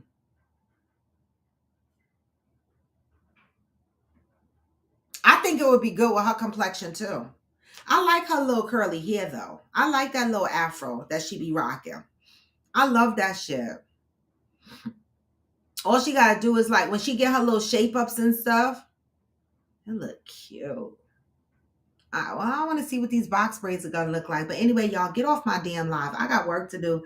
I gotta do my damn work. Y'all coming with some colors. Laugh a lot. I gave 2 options, not purple and Magneta in the mix. I'm gonna get the hair today. I know. I saw not Magneta, magenta. I saw magenta pop up, and I'm like, what the hell? Stick to the royal blue or the turquoise, Peanut. Don't have us on here confusing you, okay? All right. And what color is Fancy getting? Oh, now Pat. Now you want to start some shit. Now see, I was gonna hang out, but we're gonna hang with this for a minute. Because and I have one person that follows me on social media, and he always got to say something smart. He always got to counteract what I post. And it's hilarious because I don't let people like that irritate me. I enjoy it because it's social media and I respect your opinion, right? And your perspective, right? Even if I don't agree with it. So I posted this post that I saw floating around on social media in the natural hair group yesterday. And it said, would you be all right if your man was a stay-at-home man, taking care of the kids, cooking and cleaning and doing the laundry, and he collected $600 a month in food stamps? How would you feel about that, ladies? How would you feel about that? Now, of course, the person that jumped on my post, they were like, oh, my home girl got a man like that now. He's retired. Obviously, we are not talking about motherfuckers that retired, because that meant that they were working and they are collecting a pension from their work. So that counts to me as a working person. You know, when I read it, it said, your man stay home, okay? Take care of the kids, cook, clean, do the laundry, and get $600 a month in food stamps. Are you okay with that, ladies? Okay, Aquanda said more food for me. So Aquanda, you're okay with that. Well, I mean, and I'm not trying to be funny. I'm not. Because this is what y'all be, listen. I be scared to say certain shit because people on here are so sensitive sometimes, but I love y'all. But Aquanda, I already knew that wasn't going to bother you, right? Because that's kind of like the situation you're in right now, right? And so I want to know why. I want to know how y'all feel about that situation. Aquanda said more food for her. I mean, $600 in food stamps is a lot. The fuck? Would y'all be okay with your man being a stay-home man and collecting $600 a month in food stamps? Nut said, if that's his role, shit, that's a full-time job taking care of a home and kids. There are no gender-specific roles. Why is it okay if a woman wants to do it? A big question. First question that somebody asked on my post was this. That's what Fancy normally gets.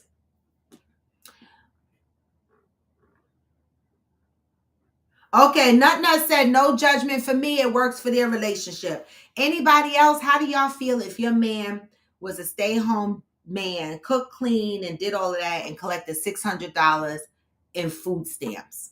Would you be okay with that?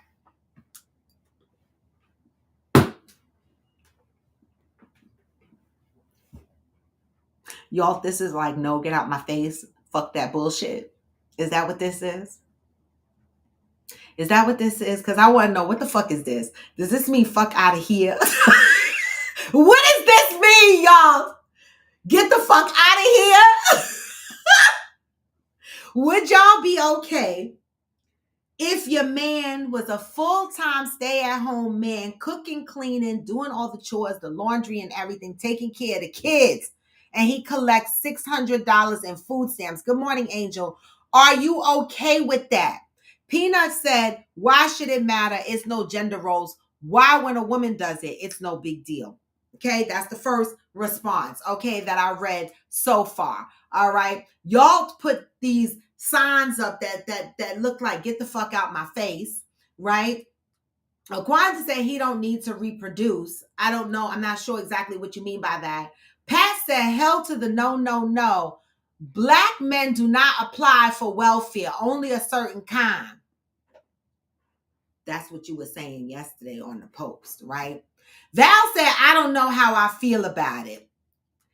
Angel said $600 is a lot.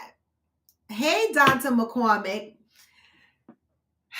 Anybody else want to chime in before I chime in on this? Because Nut said, and y'all probably not gonna like my answer, and I'm okay with that, right? Because it's my perspective. The fuck, all right, it is. Okay, Nut said, every woman that wants to stay home and maintain a household, it's expected for the man to be good with that.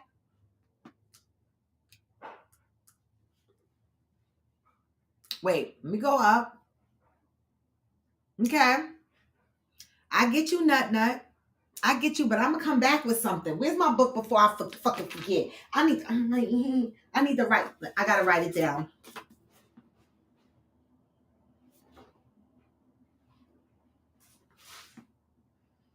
Okay, I got something to come back with for that. Y'all said I watched the clip with Jordan Peterson, and she said women that are climbing the social ladder make it hard for them to find a mate they are attracted to because they are doing better than the average man. I agree with this, y'all. I agree with this, y'all. I agree with this, y'all, because I done told y'all so many times that I've never had a man that made more money than me, and that didn't bother me, but it bothered them. So it's hard for us to find mates because some men take it personal. Even when they say they don't take it personal, my ex was resentful because I'm going and doing and he can't go and do, and I can't. And like, I remember one time, I'm going on vacation with my grandson, my one grandson, and he would be like, oh, we need to go to Disney World. And I'm like, he's like, we need to take the kids to Disney World. And he has four kids. Now, y'all might stab me for this. He has four kids, right? And then it was two of us. That's 6 motherfuckers going to Disney World. And I'm like, is your ex-baby mama, ex-wife putting in some of the money if you don't have all the money? Because he's talking about we go half. Go half on a Disney World trip for 6 of us? And yet, I can't even get you to travel with my family. He used to get resentful because I was able to do stuff and he couldn't. And so I don't want to have that problem again. You know what I'm saying? And it is hard because women are out here grinding and making moves and making money, running businesses, multiple streams of income, and they get with their significant others even when they make less than them. And sometimes the resentment creeps in. And I don't like it. Deb said, I don't think I would, Raw. I just feel like everyone needs to work outside the house. I never had a desire to be a stay-at-home, nor did I ever desire to align myself with a man that wants to stay home. Go ahead, Angel. What's your question, boo? Is he satisfying every other need. This is what the fuck got me in trouble in all my You see what we go back to? You see what we go back to? See, the eggplant is what got me in fucked up relationships in the first place, because he satisfies your needs from a sexual perspective, but he's not satisfying your needs from a core value perspective, right? What are we doing? Y'all said Pat ain't lying. Typically, they got something going on upstairs. I concur. When a man applies for welfare, listen, I remember when my ex got laid off, he wouldn't even go apply for unemployment. He called that welfare. I was like, that's not welfare. That's unemployment. You pay that out your paycheck. He said, I don't care. I'm not going there applying for no unemployment. I was like, bitch, that's fucking money. But he wound up back at work within a week. So I was happy for that. I was happy for that.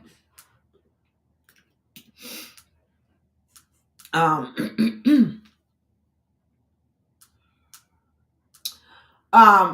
just curious. Angel said, I'm just curious. Don't lie. We've all been dickmatized before and done some dumb shit. I said it a million times on this show. Dick is what got me partners that didn't do me right. Because you rolling around in the hay and you like, oh shit. Next minute you know you in a whole relationship and don't share the same core values. I've done some. Listen, I tell y'all my dumb shit on here. I live out loud. I went back to a motherfucker 50, 11 times because of the.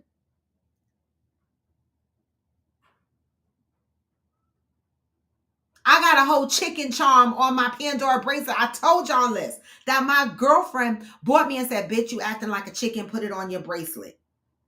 And I wear it. It's on my bracelet. I don't give a fuck. That's friends. We don't get offended. We pull each other to the carpet. This is what I'm saying. When I pull people to the carpet on the show, and people be like, oh my God, that's so. But I do that with friends too. I do. Good morning, Nut Nut. Good morning, Grand Rising, y'all. Yes, Grand Rising. What you got for us, Nut Nut? I just wanted to add to it because that was funny. I just think it's funny because I more so don't like to have the gender specific roles or whatnot. But in today's society, a lot of women versus men, it's mostly women want to stay at home with the kids or maintain a household, and the man's supposed to be like, okay, I'm a man and I'm gonna take care and maintain and take care of everything. But if a woman, because like you just said it, women are now making more money out here than men. You know what I'm saying? They done made it to where it's hard for a man to even make more money. Well, they done made it to where women, it's possible for women to be making more money than the men. So if y'all have a sustainable household and a sustainable income off of just one income, and y'all sitting out here making all these goddamn kids, and if the woman is the one bringing home the bread and butter, then why not? Why not? I just feel like if that's what works in their relationship, then ain't no judgment, because at the end of the day, you want the men to be okay with a woman staying home and him paying all the bills. So why not? If the man taking care of the house and providing the food and taking care of the kids, shit, you just switch roles for a second. Just whatever works for your household. Ain't no judgment. Y'all need to start doing what y'all do in this generation and this time. Do what works best for y'all. What's healthy for y'all. Fuck all this gender specific, all what society expects of you. And then that comment about the kids to the Disney World. Fuck them kids.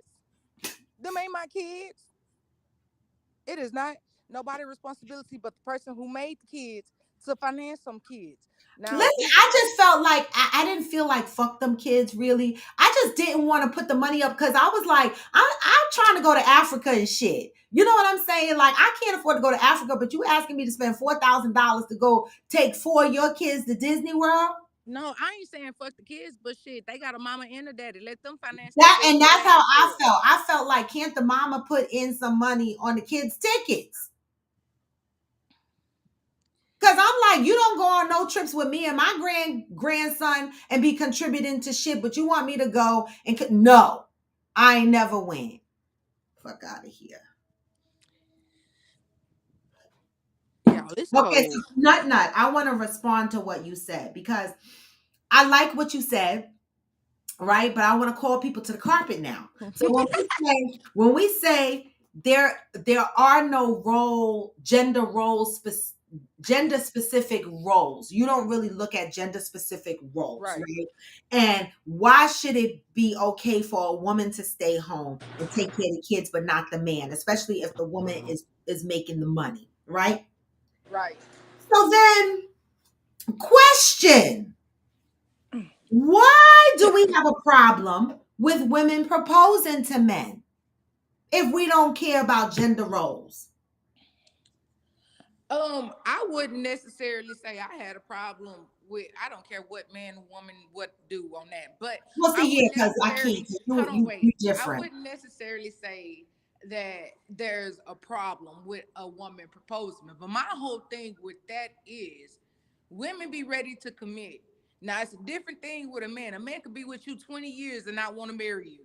So I know that's it. why it's like y'all leave it up to the man to say whether they want to be with y'all or not, because a man know within the first 30 to 60 days to 90 days of dating y'all whether they want to marry y'all alone or just fuck. So a lot of people sit there and get invested with these guys that's just with them for the punana. So I would say for the women, I say if you want to be bold, go out there and live your best life and propose to your man. But if you've been with your man for 7 years and he ain't proposed to you, that should be a red flag. That's a good one. So That's hey, fancy. I wouldn't necessarily say it's a problem. I just would say let the man make that hard commitment first step. So if he proposed, you know what I'm saying, the woman gonna do everything else and organize the wedding. So at least he could do is say, hey, I'm in this with you. I want to marry you. Because when later on down the line, if it don't work out, they be like, oh well, I wasn't ready to get married. You proposed to me, so I just said yes. And they gonna put that shit all on you, like you pressured them to marry them. Hey, So fancy. I Yeah, wouldn't necessarily say uh I wouldn't necessarily say there's a problem. I just say you'll be more well. I just say let the man propose because men, I agree. right, Let the motherfucker propose, please. Because I feel like men determine whether they want to be your husband or not. I do. right, I feel like they, right. yeah. And I Now feel the like, household shit is different because the women run the household anyways. yeah, However you look at it, a woman runs the household. So if and I just mean like this, without a woman, it ain't no home. I don't care what you say because like a woman gonna make sure that house is clean, right? A woman gonna make sure everything that's in that house is that's needed in that house is in that house. You know what I'm saying? Guys, they'll live off. You know what I'm saying? You know, guys tough it out. You know what I'm saying? If it ain't they ain't got it, they gonna improvise type shit. A woman gonna ain't gonna do that shit. You know, they gonna make sure the house is the home. mm, So when it comes to the relationship and shit, if the woman sitting up there making 6 and 7 figures, and the man was like, "Hey, you got this. Let me just stay home and make sure these kids is good, and I'll contribute this way and that way and another." If all the money is already if the finances are already being paid for by the woman, why not make it official? that's a good position. I can't argue with you. I mean, for me, for Y'all, I me, don't look like none of my hair. Y'all, my hair is in this crazy stage. If I take this fucking hat off, it's gonna just it's gonna look like a big what afro. no, it don't even look like that. Like Oh, exactly. you do this. It ain't no do that. It's worse. It's in that ugly stage. You can't do shit with it. I like your hair. It's not combed out. When it's combed out, it's all big and nice. Um, Nah, it's been under this beanie all week. This Friday, it's been under this beanie all week. This is what it's been like all week. so Valerie said there was an article, a video that was floating around where a father showed up to the house with gifts for his kids. And the baby mama opened the door and asked where the gifts for the other kids. I guess she has other kids that are not his. And so she wouldn't allow him to give the gifts to his kids because he didn't bring the gifts for her other kids. How do y'all feel about that? I feel like she hurting her kids. She hurting her kids because at the end of the day, them not that man kids, and he not responsible for he probably didn't have it. You know what I'm saying? He wants to make sure his kids got something. At the end of the day, these women be ready to call these men sorry and not taking care of their kids. But at the end of the day, when you have someone coming to do for their kids and you mad because they ain't do for some kids that they ain't help contribute to, then you telling them they can't fucking give them kids to give them. You taking from your own kids. Don't be mad at these men out here because at the end of the day, you mad because this man not taking care of a kid that ain't his. That's just like that. I'm sorry. I'm not funding, like, I better love the fuck out you and love the fuck out that kid, because I'm not funding no kid that ain't mine. I ain't got no kids. Mm-hmm. Now, if I like, don't get it twisted. Now, if I meet somebody and they have a kid, then I'm upset, like through extension of them of the kid, and I would never mistreat no kid. But Mm-hmm. at the same time, let me do for this kid out the kindness of my heart. Don't make it seem like I'm obligated to do for no kid because I'm I with agree. you. I agree with you. I mean, this is where the co-parenting needs to get better, right? Because the adult issues roll over onto the kids, because that ain't had that shit she did had nothing to do with her other kids not getting a gift. That was more her shit being bitter. She was just being bitter.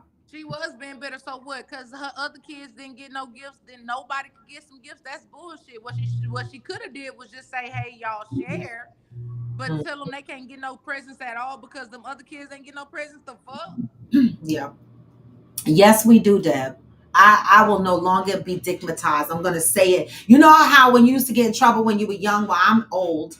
I'm older. I'm gonna say that. And we used to have to write, "I will be quiet. I will not talk in class" 100 times on paper. Well, I'm gonna be like, I'm never gonna be stigmatized again. I'm gonna write it 100 times on a piece of paper.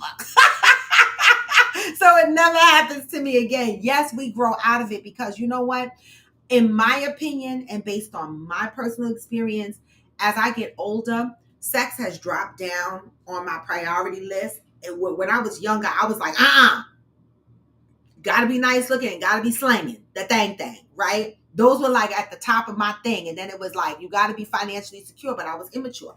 As I grew up and experienced life, I was like, okay, now, Robin, you 56, going on 57. Everybody thing not gonna be working like that. It's gonna be a little broken sometime. Maybe they on medication. I don't know. So I gotta drop sex down a couple of notches. I don't know. So yes, we do outgrow Or being you could date dignified. in you, or you could drop your motherfucking age requirement and stop knocking us young and we're ready to whip young whippersnappers out the box. Let us young whippersnappers hit that thing. Older the berry, sweeter the juice. Wait, not you with the movements, and I envisioned the strap on and shit. I'm like, I cannot. Oh my God. And Fancy and Deb must be having a side conversation because I'm so lost in the comments. No, they talking about being digmatized. At Deb, yes, I've been through so much shit that I'll take trash peen if every other box is checked. Not my situation, but I'm saying don't motivate me no more. Saying that we don't fall for the dick no more. As we get older, we're not so like easy to digmatize. Yeah, cause that dropped down on my list a couple of. Yeah, cause I mean, people that they be a whole. I'm quick to say I can't compete with pillow talk. You know what I'm saying? Like if I got a whole homegirl right now in a bad toxic ass relationship, and this girl fucking calls me every day for advice. Every day, it's gotten to a point where I see her name pop up on my screen and I don't answer type shit. Sometimes when I don't want my energy altered. It's so toxic, and you like everybody, she want to go uh everybody around her telling her to go, you know what I'm saying, she getting her advice, but she so scared to be by herself. Mm. You know what I'm saying? She's so fearful of the outcome on if she was by herself. And I'm like, chick, if you think about it, you already by yourself. You pay your car note, you pay your rent, you pay your bills. Her kids don't even live in the household because it's so fucking toxic. Her kids is in another city with her mama because the household is toxic, and you maintaining you been paying your mama 300 a month. You know what I'm saying? for these kids plus food, and then you maintaining your household over here too. And this nigga not doing shit. So what the fuck is this nigga but giving you dick? And then you sitting there saying you don't want to fuck him like that, but she's saying, oh well, he say he love me. I don't want to like do him bad. I'm like, girl, your peace is priceless. Like what? Well, and I told her, I was like, well, stop calling me with it, because if you're not gonna listen to me, I don't want to listen to you steady vent over the same shit every day. Every day it's the same shit, different day. Yeah. So it's hard to be a good friend when shit you draining me mentally. I can't. I'm not in no relationship with this nigga to be drained like that every day. Like no. Yep. But dignitized pillow talk, like we literally, like I was with this girl all day last Saturday. You know what I'm saying? Last Saturday, I went with her all day. She picked me up at 12 o'clock and I was with her till 6 o'clock. We drove all the way to Bowman, a whole nother city, to go pick up her mama. And on the way there, dude told her, I just want you out the house. Just get out, because the apartment is in his name, but she paid the bills. I just want you to right. I said he trying to have you to where you in a fucked up situation. You ain't got nobody to help you. I just want you to get out. Right when we was on the way to her mama city to pick up her mama, he texted her, I don't want to talk. I don't want to argue no more. I just want you to get your shit and get out. I said, don't even respond to it. Just like that message. And when you show back up with me and your mama in that U-Haul truck, he gonna know you standing on business. We get to her mama city, she done pulled over and started texting and pleading with this guy. And now he's like, oh, I don't want you to leave. When she said I'm coming with my mama in the U-Haul truck to get all my stuff out the house, oh, I really didn't want you to leave. I really didn't want you to leave. You could stay here. This is Motherfuckers will snacks. snot nose cry and still dog you. Yes, that's what he was doing. And I'm like, girl, he only doing that shit to keep you because he fucking trying to see, he sees what you could do for him. Girl, you paying them fucking bills in that house and he ain't ready to give that up. Like, girl, what? Mm-hmm. So That's unfortunate for her. it And is. not fancy saying Mama, let Mama pay half for that Disney trip. Let Mama pay half. I'm fucking dead. Yes, Debbie, it was a good question. Why are gender roles pinned on some things and not others, right? Like we don't want our man to not, like, let me go back and answer the question about my man being home and taking care of the kids and cleaning and shit like this. And some of y'all are going to throw rocks at me, and that's okay because that's what the show is about. We don't all have to agree, and I respect that. But I'm gonna be honest, and this is just based on the fact. And when I speak and give y'all my position, is based on my life learned lessons. It's based on my life experiences. Okay, and so I want to say I have always been a woman that has worked, cleaned the house, did the fucking laundry, went to school parent teacher night, pick my kid up from school, drop him off, go to his football games, and do all of that as a single woman. Okay.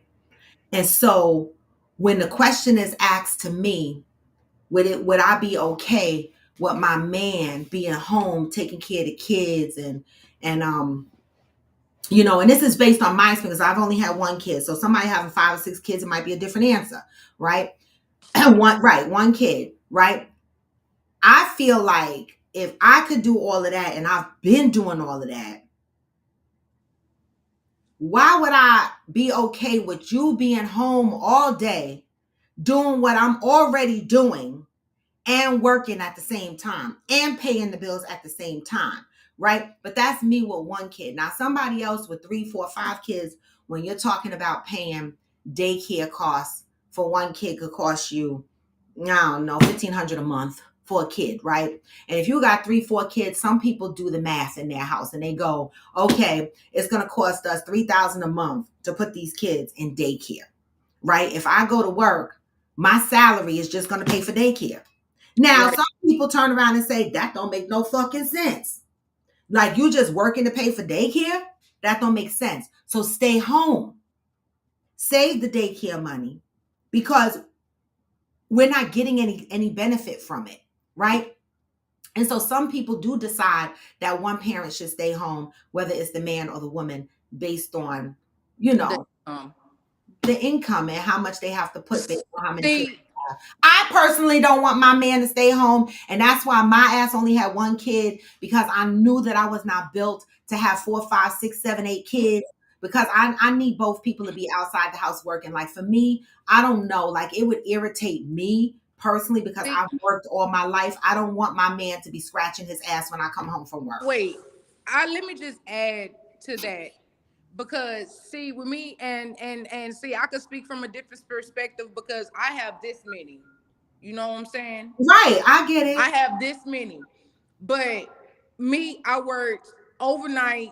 Mm-hmm. During the day, I worked overnight so I could be available to my kids. During the day, they went to day. I had to pay childcare plus the school fees plus bills plus like all of that as a single parent.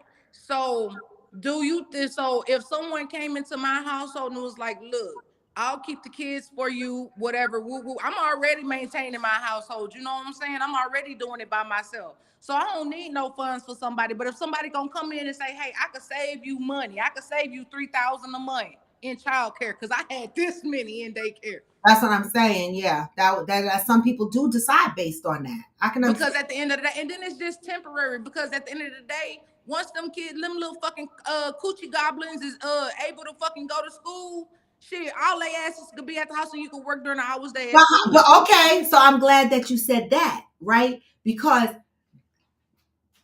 that means that a conversation should happen, right? That says that when the kids get to a certain age, like this is not your permanent Role.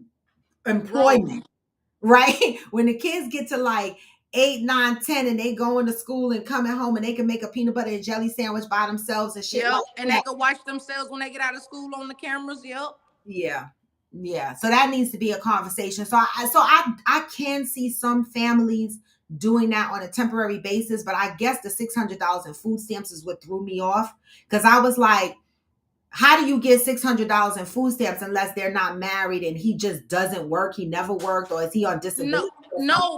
no, because I don't know where this person is or where this came from, but I know in Texas, if you have a child, if you have any child, if you have a child, whether you work or not, well, depending on how much you make, let me say that because some people can't get it. But if you have children, you can, like my sister get Yeah, eleven but hundred dollars. they're their children, so they would be looking at her income as well. Like he wouldn't be able to just get food stamps unless he had No, primary no, custody. if they're no. If they're not married, then no, they don't add that No, income in. what I'm saying is, Pina, I know I've had food stamps before. I know how the application works. I'm saying, being that if he got food stamps based on the kids, he would have to be prime custodial parent of those kids to get food stamps. You can't just go, a single man just can't go in the food stamp office and say, I got 3 kids, give me food stamps. He has to show that he has custodial, that they live with him. Yeah, I mean it's not hard to prove if them kids share a household with him, he could get stamps. That's just like if I want to go get stamps for my Okay. little brother. You know Okay. what I'm So that's saying? probably how something like that Like went. I'm standing in the house with my little brother. I'm grown. My little brother, he's still technically a child. If I want to go Yeah. get some food stamps for my little brother, I could because you know what I'm saying. He's still technically a kid. Hey, hillbilly. Okay. But I want to address the center was like she had addressed the question about the gifts given and the turnaway, and she was like, I could understand if the people were married and all them kids were under one household, then okay, yeah, you gift everyone so no one is left out, and I agree with that. But if this person is separated and this person is only doing for their children and they're not in the same household, then I agree with you as well. That person ain't obligated to take care of no extra kids or buy What for no about if extra they can't kids. afford it? Right. Like for me, like when I go to my son's house, he has a stepson. I always make sure I get his stepson a gift, right? Because I don't like going and giving the grandkids and all that gift. But I'm a grandparent, so I could show up with one gift and it's all right. But you're talking about a father who's showing up with gifts for his kids. So say he bought a PS5 for one kid and a train set for another kid, and he spent money on his kids based on the Christmas list they put together. How do y'all know he got money to buy for everybody, so for somebody else's kids?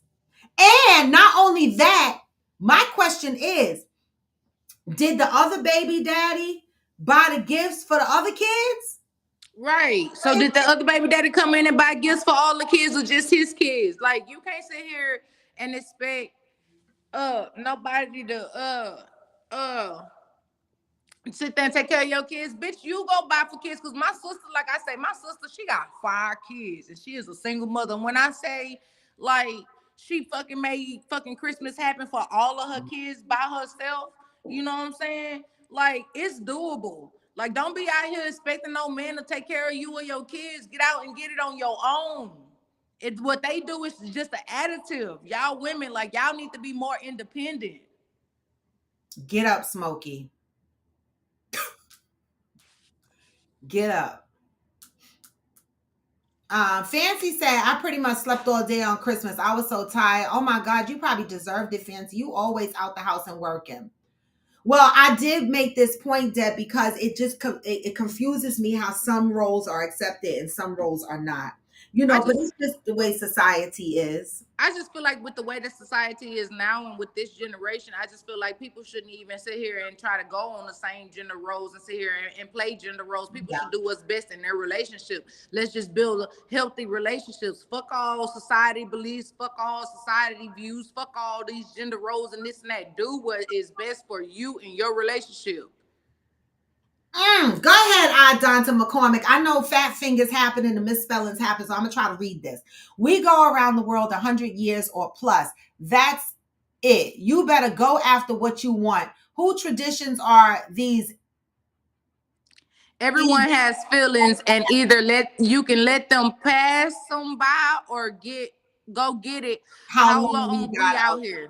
So basically, he's saying, what are y'all waiting for? For people who are in relationships, right? Because Peanut, I think we were talking and we were saying that sometimes you're with somebody 7 years and the woman turn around and want to propose, but you got to ask yourself, why the fuck this man didn't propose, right? And you said it take 30 days or 60 days or whatever for someone to really know whether they want to make this woman their girlfriend or their wife, right? Right.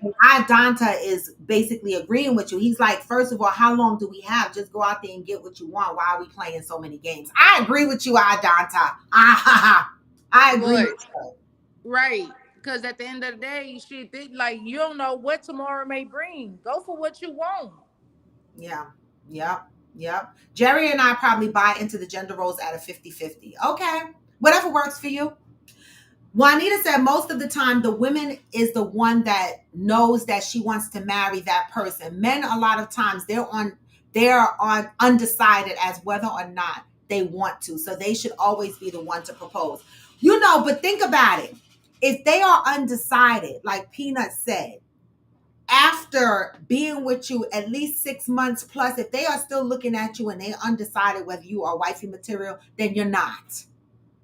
You're probably not, because we talked about this before on the show. It really doesn't take that long for a man to know that he wants to have a future with you. It might take him a year or two to propose to you, right? But deep down inside, he already knows whether he wants to build something with you. Believe that shit. The fuck? Okay, and I just want to add to that. Yeah, women out here, these men out here. Um, let me just speak. You out here, women in these relationships, giving these men marriage benefits when they ain't committed. So why buy the cow when you getting that milk for free? Ooh. Stop giving these niggas these marriage benefits. Stop letting these niggas bunk up with y'all. Stop letting these niggas drive y'all cars. Stop letting these niggas live with y'all. Stop letting these, like, for real, stand on, if y'all want to be married, act like y'all want to be married. Like y'all making this man, giving this Ooh, man these preach. these wife privileges, and they ain't giving y'all the husband vibes.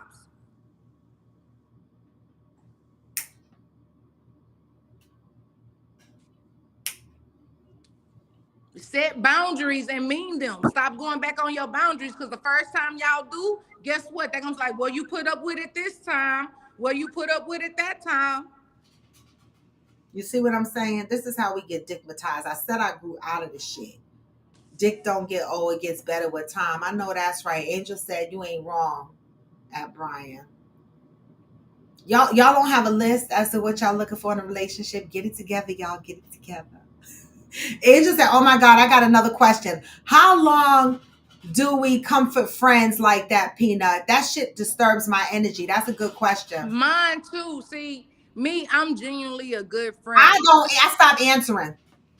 I'm genuinely a good friend. You know what I'm saying? I'm Me loyal too, as fuck. girl. I'm one of the realest friends you could possibly have. You know what I'm saying? And I'm gonna rock with you and I'm gonna be your confidant as long as you need me. But when you begin to drain my energy, then I have to do what's best for my peace. So there will be times where I'm having a good day and I'm having good vibes, and she'll ring and I'll be like, oh, I don't feel like dealing with this right now. And I won't answer. So because I have to be mentally prepared to put my barriers up so that I'm not mentally drained with her emotional shit she got going on. So I just set them boundaries. Now I'm gonna always be there for my friend, but I may not always answer because I already know what she calling my phone for. Yeah.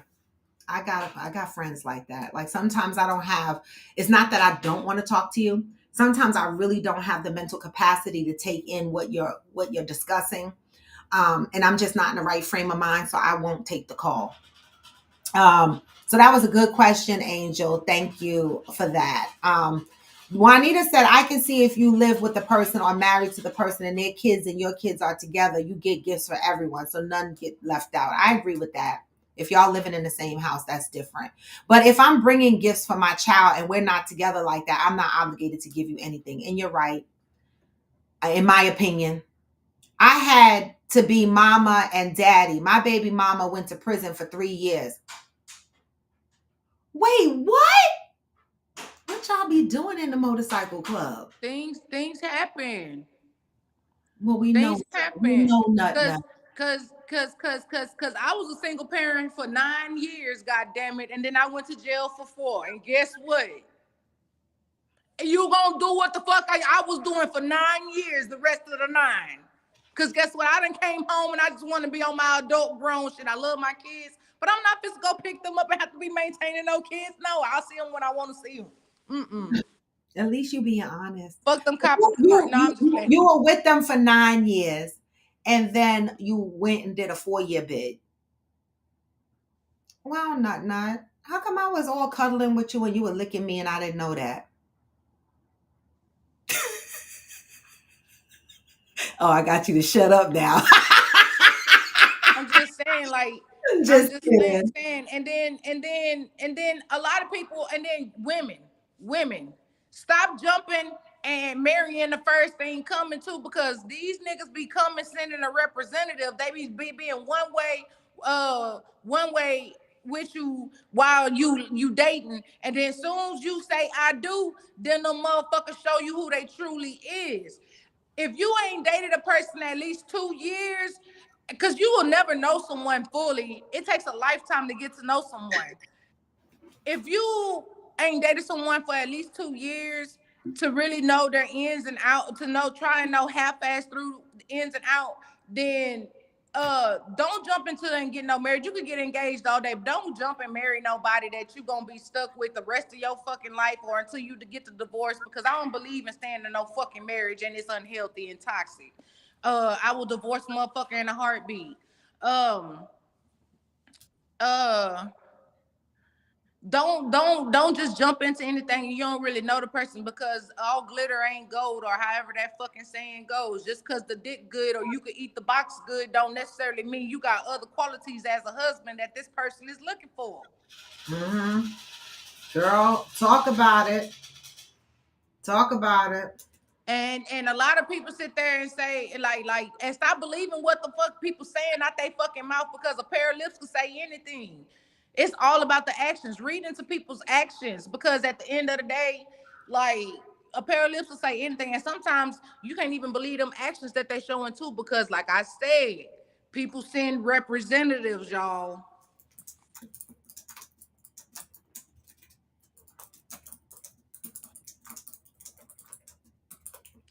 Debbie said a conversation can tell you so much in addition to spending time with that person. See how they move. Pay attention to how they behave in every season when they are mad, sad, disappointed, etc. Y'all says, I know that's right, Peanut. My baby daddy won't confirm his address to me because he know I'm liable to drop mine off and not coming back for 30 days.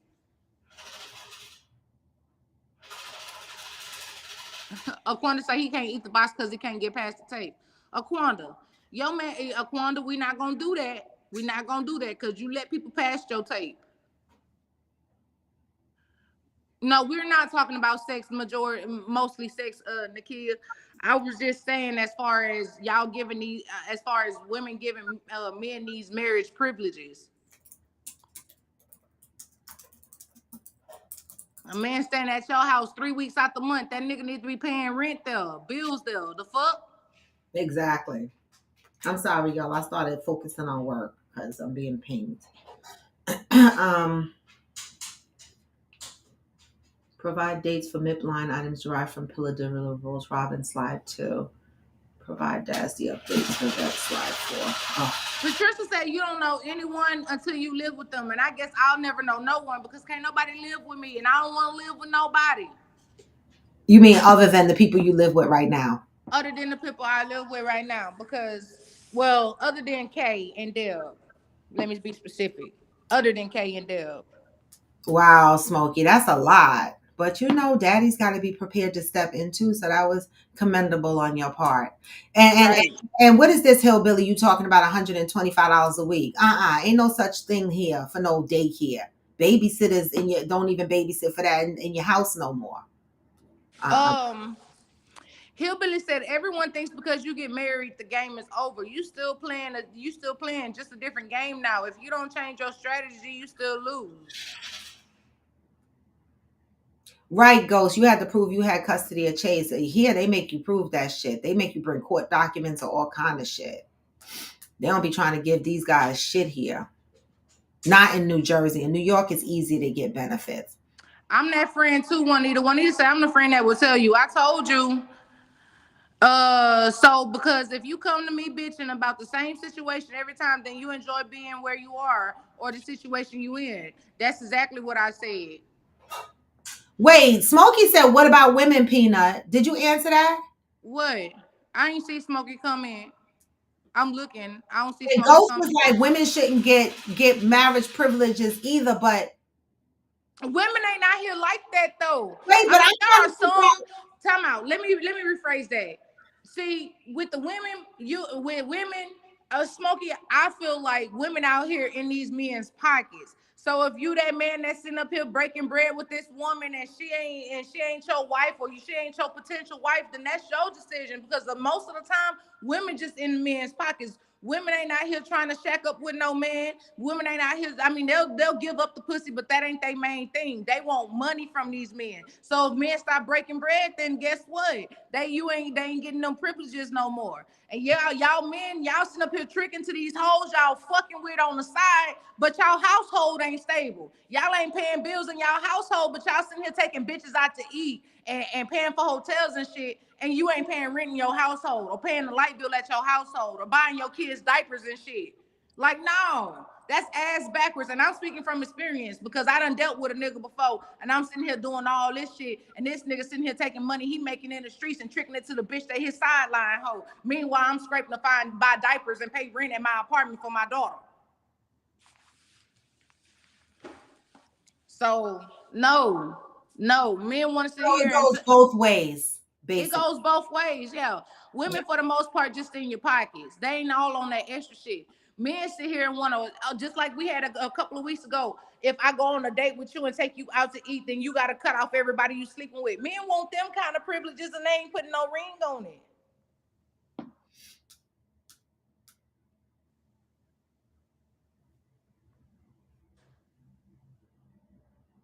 Wait, what did y'all say? My baby daddy.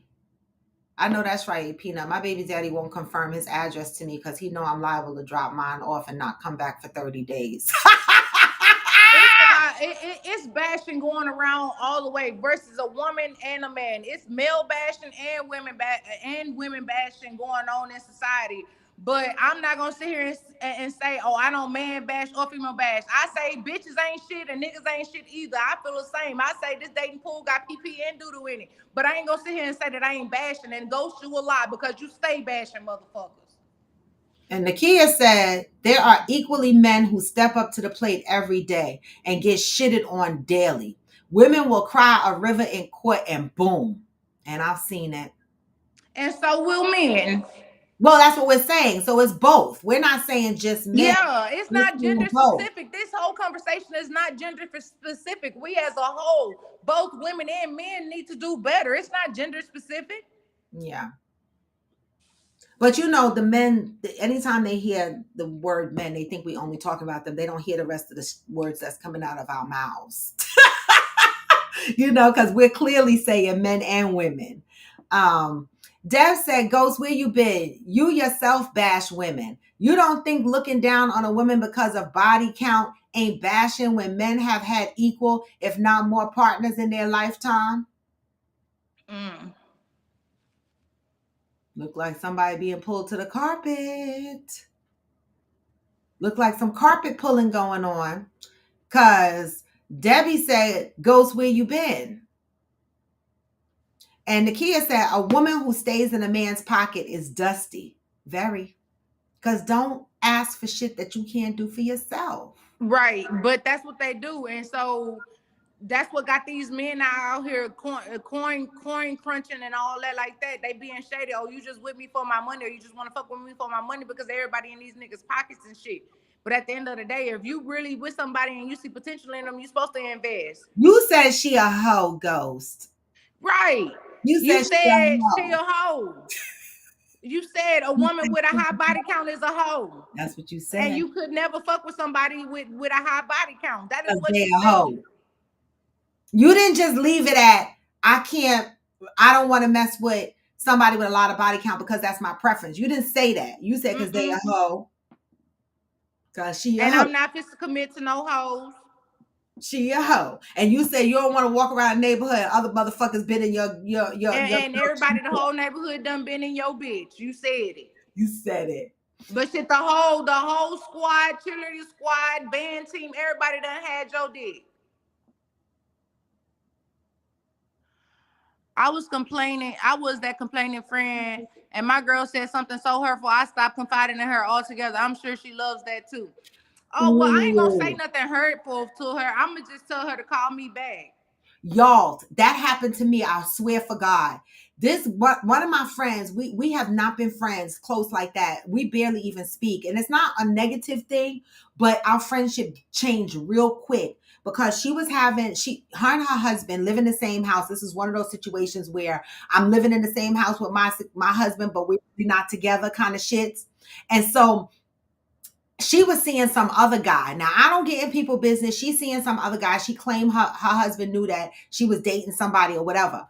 But when she told me she had the guy coming to her house, I said, I'll go real quick if I don't agree with something. I said, I said, that's where I cut the thing. You don't take another man to the house where your husband lays his head because you putting both men at risk of their freedom and their life. That is highly disrespectful. I said, I'm not even, I'm not co-signing on no shit like that. After that, she stopped confiding in me. And when I asked her what was going on, she was like, she didn't like how I came across so harshly about her situation. I said, well, listen, I was just being honest. I didn't mean to come across harsh, but you taking your side piece to your house where your husband sleep. Like that to me is fucking dusty and grimy. Like Kia used the word dusty. That shit is fucking disgusting to me. And so because I expressed how I felt, we ain't been friends. And she said she find that she can't talk to me because of how I come across. Oh well, I mean, I pulled you to the carpet. You my friend. The same way I wear chicken on my bracelet because my other girlfriend gave it to me. I'm trying to help you out by being truthful to you. And it messed up our friendship. It did. Hey, Ghost. It messed up our friendship. All right, bro. You have a good day. No, I'm now she out. want to get her ass off. I leave. She know you was finna chop her ass up. Wow, what you getting ready to say? I wasn't Hey, finna say Smokey, shit. what you getting ready to say, Ghost? I wasn't finna say shit. I just more so on the whole thing.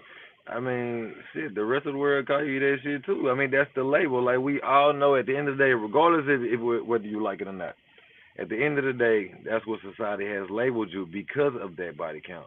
You know what I'm saying? It's not a title I gave you. I'm just calling you what it is, what I know for somebody like that to be. You know what I'm saying? And at the end of the day, you know what I'm saying, my opinions, my views, or whatever it is, may offend people, some people or whatnot. But I look at it like when I offend you, I'm pretty sure another 10 you call me something. So that's still bashing. But it don't matter. That don't bother me. You call me whatever you want to. You know what I'm saying? Is oh shit. At the same time, that's just how I feel, and I feel like if you get offended by what I say, you ain't gotta agree with me. But if you get offended, it must be some truth to it. You know what I'm saying? If you really want to know how I feel and really understand me about whatever it is you got offended about, you should probably reach out to me. You know what I'm saying? I would love to have a conversation with you. Mm-hmm. We can definitely talk. Mm-hmm. Pat said, let's be for real. Black women have been holding the family unit down for the past 65 years. Single parent households, it may be due to the system, but it is what it is. Idonta said, it's not gender specific, but that's the breaking of the egg for real. Traditions, history has made some kind of twisted hamster wheel of musical chairs in dating. And the traditions, what gender specific? Right, because we all confused because we trying to march to society, which changes every day. Deb said at the end of the day, it's still identified as bashing. Oh, she talking to you, Ghost. I'm just making sure you're aware. It's not just men bashing, it's women bashing as well. Because we're bashing both. Because Keo Right. on I, here I called mean, it trash and dusty. you got your little drips and drops of women bashing, but you got your whole water faucet overflowing of male bashing on here. Well, So because Ghost honestly, if there was more men on here, it might be different. I But mean that is true, but that just don't mean it's imagine who it is. okay to attack No, the no, no. people on It's here that's not on here about or it's bash not them. it's not okay, but you have to realize that people are speaking from their own personal experiences, right?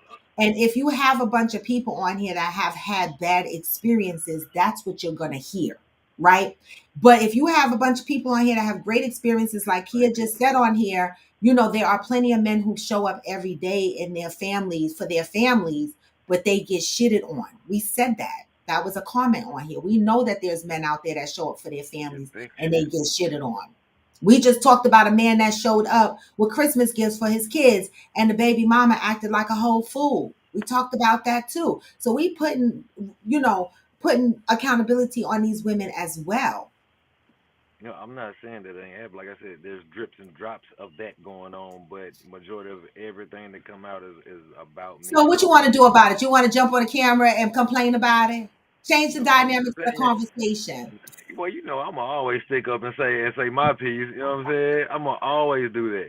So at the end of the day, I'ma hold it down for the rest of the niggas that's not here.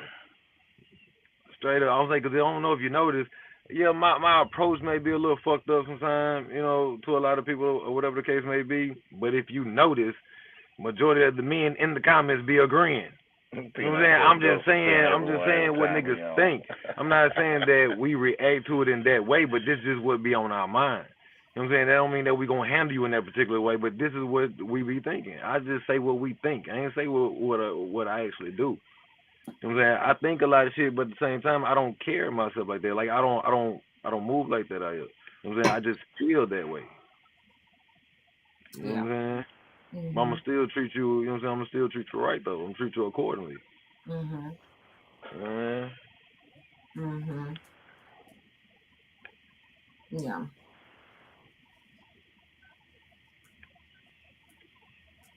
Mm. Well, what the fuck are y'all doing on Friday? I was asleep. You were in the bed. Yeah, I was in the bed. You were. You was, and they woke I you up to come Nah, I out. woke up. I woke up to get on the podcast, but I was just laying in the bed listening. Hey, Nut.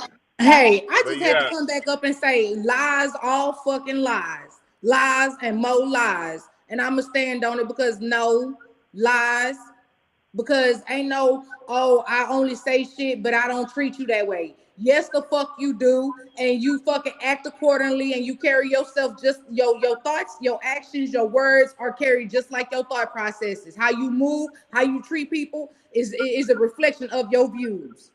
So that's a lie. no, And it and ain't. and all the bashing and all that. Now, I met Ghost. He's so sweet. He is not sweet. That is a representative. He is not sweet. Really? That is a I representative. am. See, Debbie said he's I'm not sweet. gonna do that Even on live. Debbie I ain't said gonna do that. that shit on live. But yeah, nigga, you the only one that feel like this. Like I No, Debbie said, I'm said not. he's a I'm not No, gonna do I'm that sweetheart. shit not. on live. Yeah, you in He's your sweet feelings to right now, Kenya. but you know what Raw. I'm He saying. is Like I said, I ain't only gonna do sweet No, that to shit on live. Kenya. Debbie said, I know you in real life, Ghost, and experience with you. You are such a sweetheart, but I don't know if many women on the show knows that. So Well, Debbie feels he's a sweetheart too. And that's okay, why I because said if she's a they want to reach reputation of out and have a Kenya. conversation, we can. We don't need to have no conversation because it's gonna I'm come to the not talking same about shit. you. I'm not talking about you. I'm replying to Debbie. Wow. Oh, but I don't see that. Not I don't see him as a sweetheart. I see him. He tolerates All people. right. Okay. Like I said, I'm not gonna do this And on you know, live. we all listen, we all are We can entitled have that to conversation. our opinion and our perspectives, right? You don't have to argue with somebody's opinion or perspective. You know, people feel the way they feel, and that's the bottom line, right? You don't have to argue. I mean, people feel the way they feel. That's your opinion, that's your perspective. We respect it, right? And Ghost doesn't agree with it, so y'all could just agree to disagree and move along. But y'all need therapy. Can y'all go sit on the couch and hug each other? Because y'all gonna No, fuck I'm good. I don't want to be even Yeah. y'all associated gonna with fucking make someone my like. ass itch. I don't associate with Y'all people. not gonna come on my live arguing in real life. I'm telling you, like I said, I ain't gonna do it. I ain't gonna entertain you on live. But if you want to have Uh-uh. that conversation, we definitely can. We We can't. We don't definitely can. have. I'll be gone in a couple of months, so it's okay. Great. Okay. All right. We're gonna move on because the energy just shifted and we don't like it. Okay. We don't want to argue on here. Okay. That's some household stuff going on. You know, the families are arguing. Yeah, I'm not. That's My family is Kenya and Debbie. Stop, Pina, I'm gonna take you off the like I camera. said. Stop that. Like I said, it ain't me. That's her in her feelings right now. Okay, you gonna see right now or a lifetime. But as This is Kenya and Coffee Debbie, with however you Friends. fuck over me, This that's is Coffee forever. with Friends. This is not whatever the address Gender is dick male on. representative. The Okay, gender dick male I don't give representative. a fuck. And y'all can have this conversation in y'all garage in y'all damn house because this is Oh man. Coffee with Friends. This is not whatever the fuck address that house is on that street. Okay, Yeah. everybody getting exposed. I believe Peanut. What comes out of that mouth is what a person feels in their heart. Yeah, I said I feel it. I think it, but I don't act on it. I don't act on a lot of this shit. Okay, I'm and gonna I'm take I'm calling lies. He uh, uh. acts on it. Deb said y'all just having a spat. Y'all'll be okay.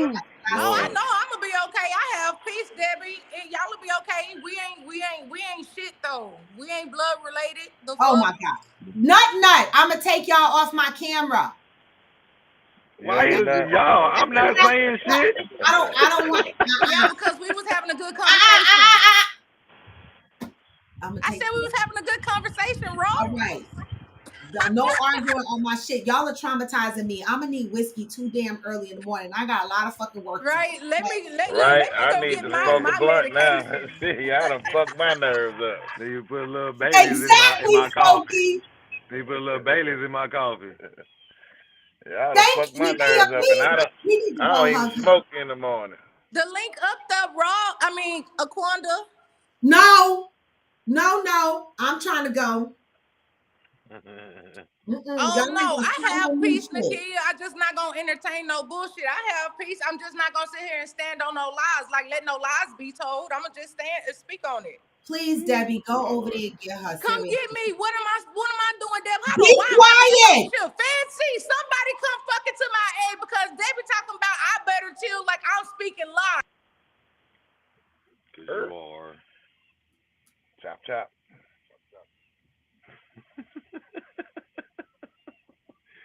Thank you, Man, Cheryl Lee. We need prayers, hurt baby. to the Pray motherfucker. for her. Because old brother is right, Nakia. Oh Lord. Okay. Bless. Happy Listen, New Year, Miss Cheryl.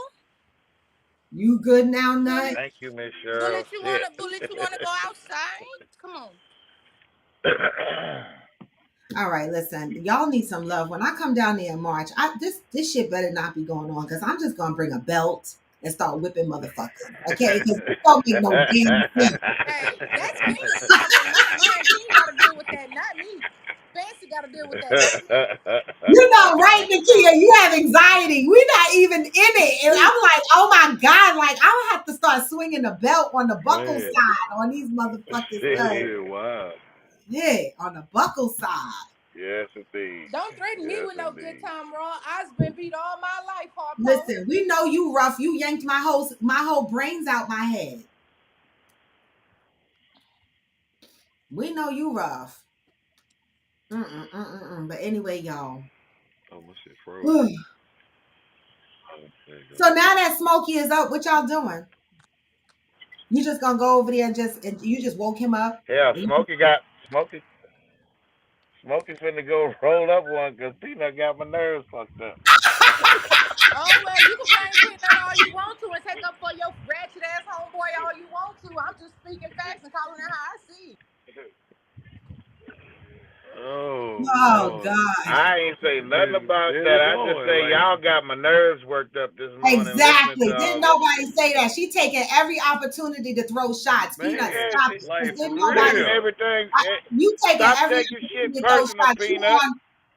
You on something today, Peanut. Stop it. We here for positive vibes. That's it. We're not here for negativity. She jumping in everybody's ass. I ain't did nothing. I said nothing. Smokey said I ain't even do nothing and I got yelled at. Right. My beef is with Ghost. Oh my God. All right, y'all. Listen, have a good day. What's the song? You can still go if you feel low. I'm gonna go roll up on Peanut. Yeah, please do, cause listen, baby, listen, happy Friday. It's been good. I'm gonna have a good weekend. I'm gonna pack the rest of my suitcases, cause fuck y'all bitches. Get off my goddamn live. Y'all gonna have a good day, cause even when you feel, cause bye. Man, fuck with you.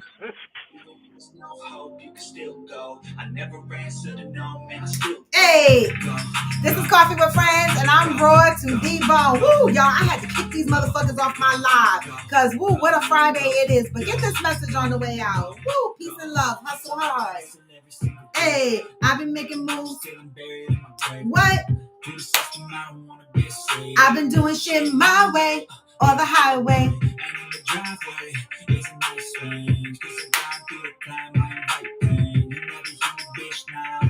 Hey, anything you want, anything you need. Your mind's got the key ingredient. Happy New Year, Valerie. But I just slide right by that energy. Hey, you hear that? The negativity. Slide right by that energy, y'all. I never answer to no man. Yes. Peace, y'all. I'm out. Until Monday. Oh, y'all get the whole song today because today is Friday. All right. You got to get the other half of the song. Hey.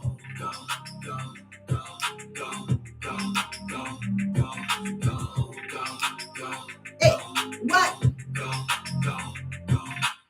You got a mind, but even that could change. You can flip the gray matter like some batter in your brain. Hey, that's why I say, fake it till you make it. A. And if you play that game, then you just might make a change. Rearrange all the bad to okay. Take the worst stuff saying, turn it to a game. Take the best stuff saying, put them on display. Hey, get this message, y'all. Never slow yourself down. You could do some more. Push that start pain and you find it done. Open it up and finally explore everything that you thought you could never do before. Hey, and even when you feel low, you can still go. And you can. Even when you feel slow, you can still go. Even when there's no hope, you can still go. I never answer to no, man, I still go. And you shouldn't. Peace, y'all. I'm out.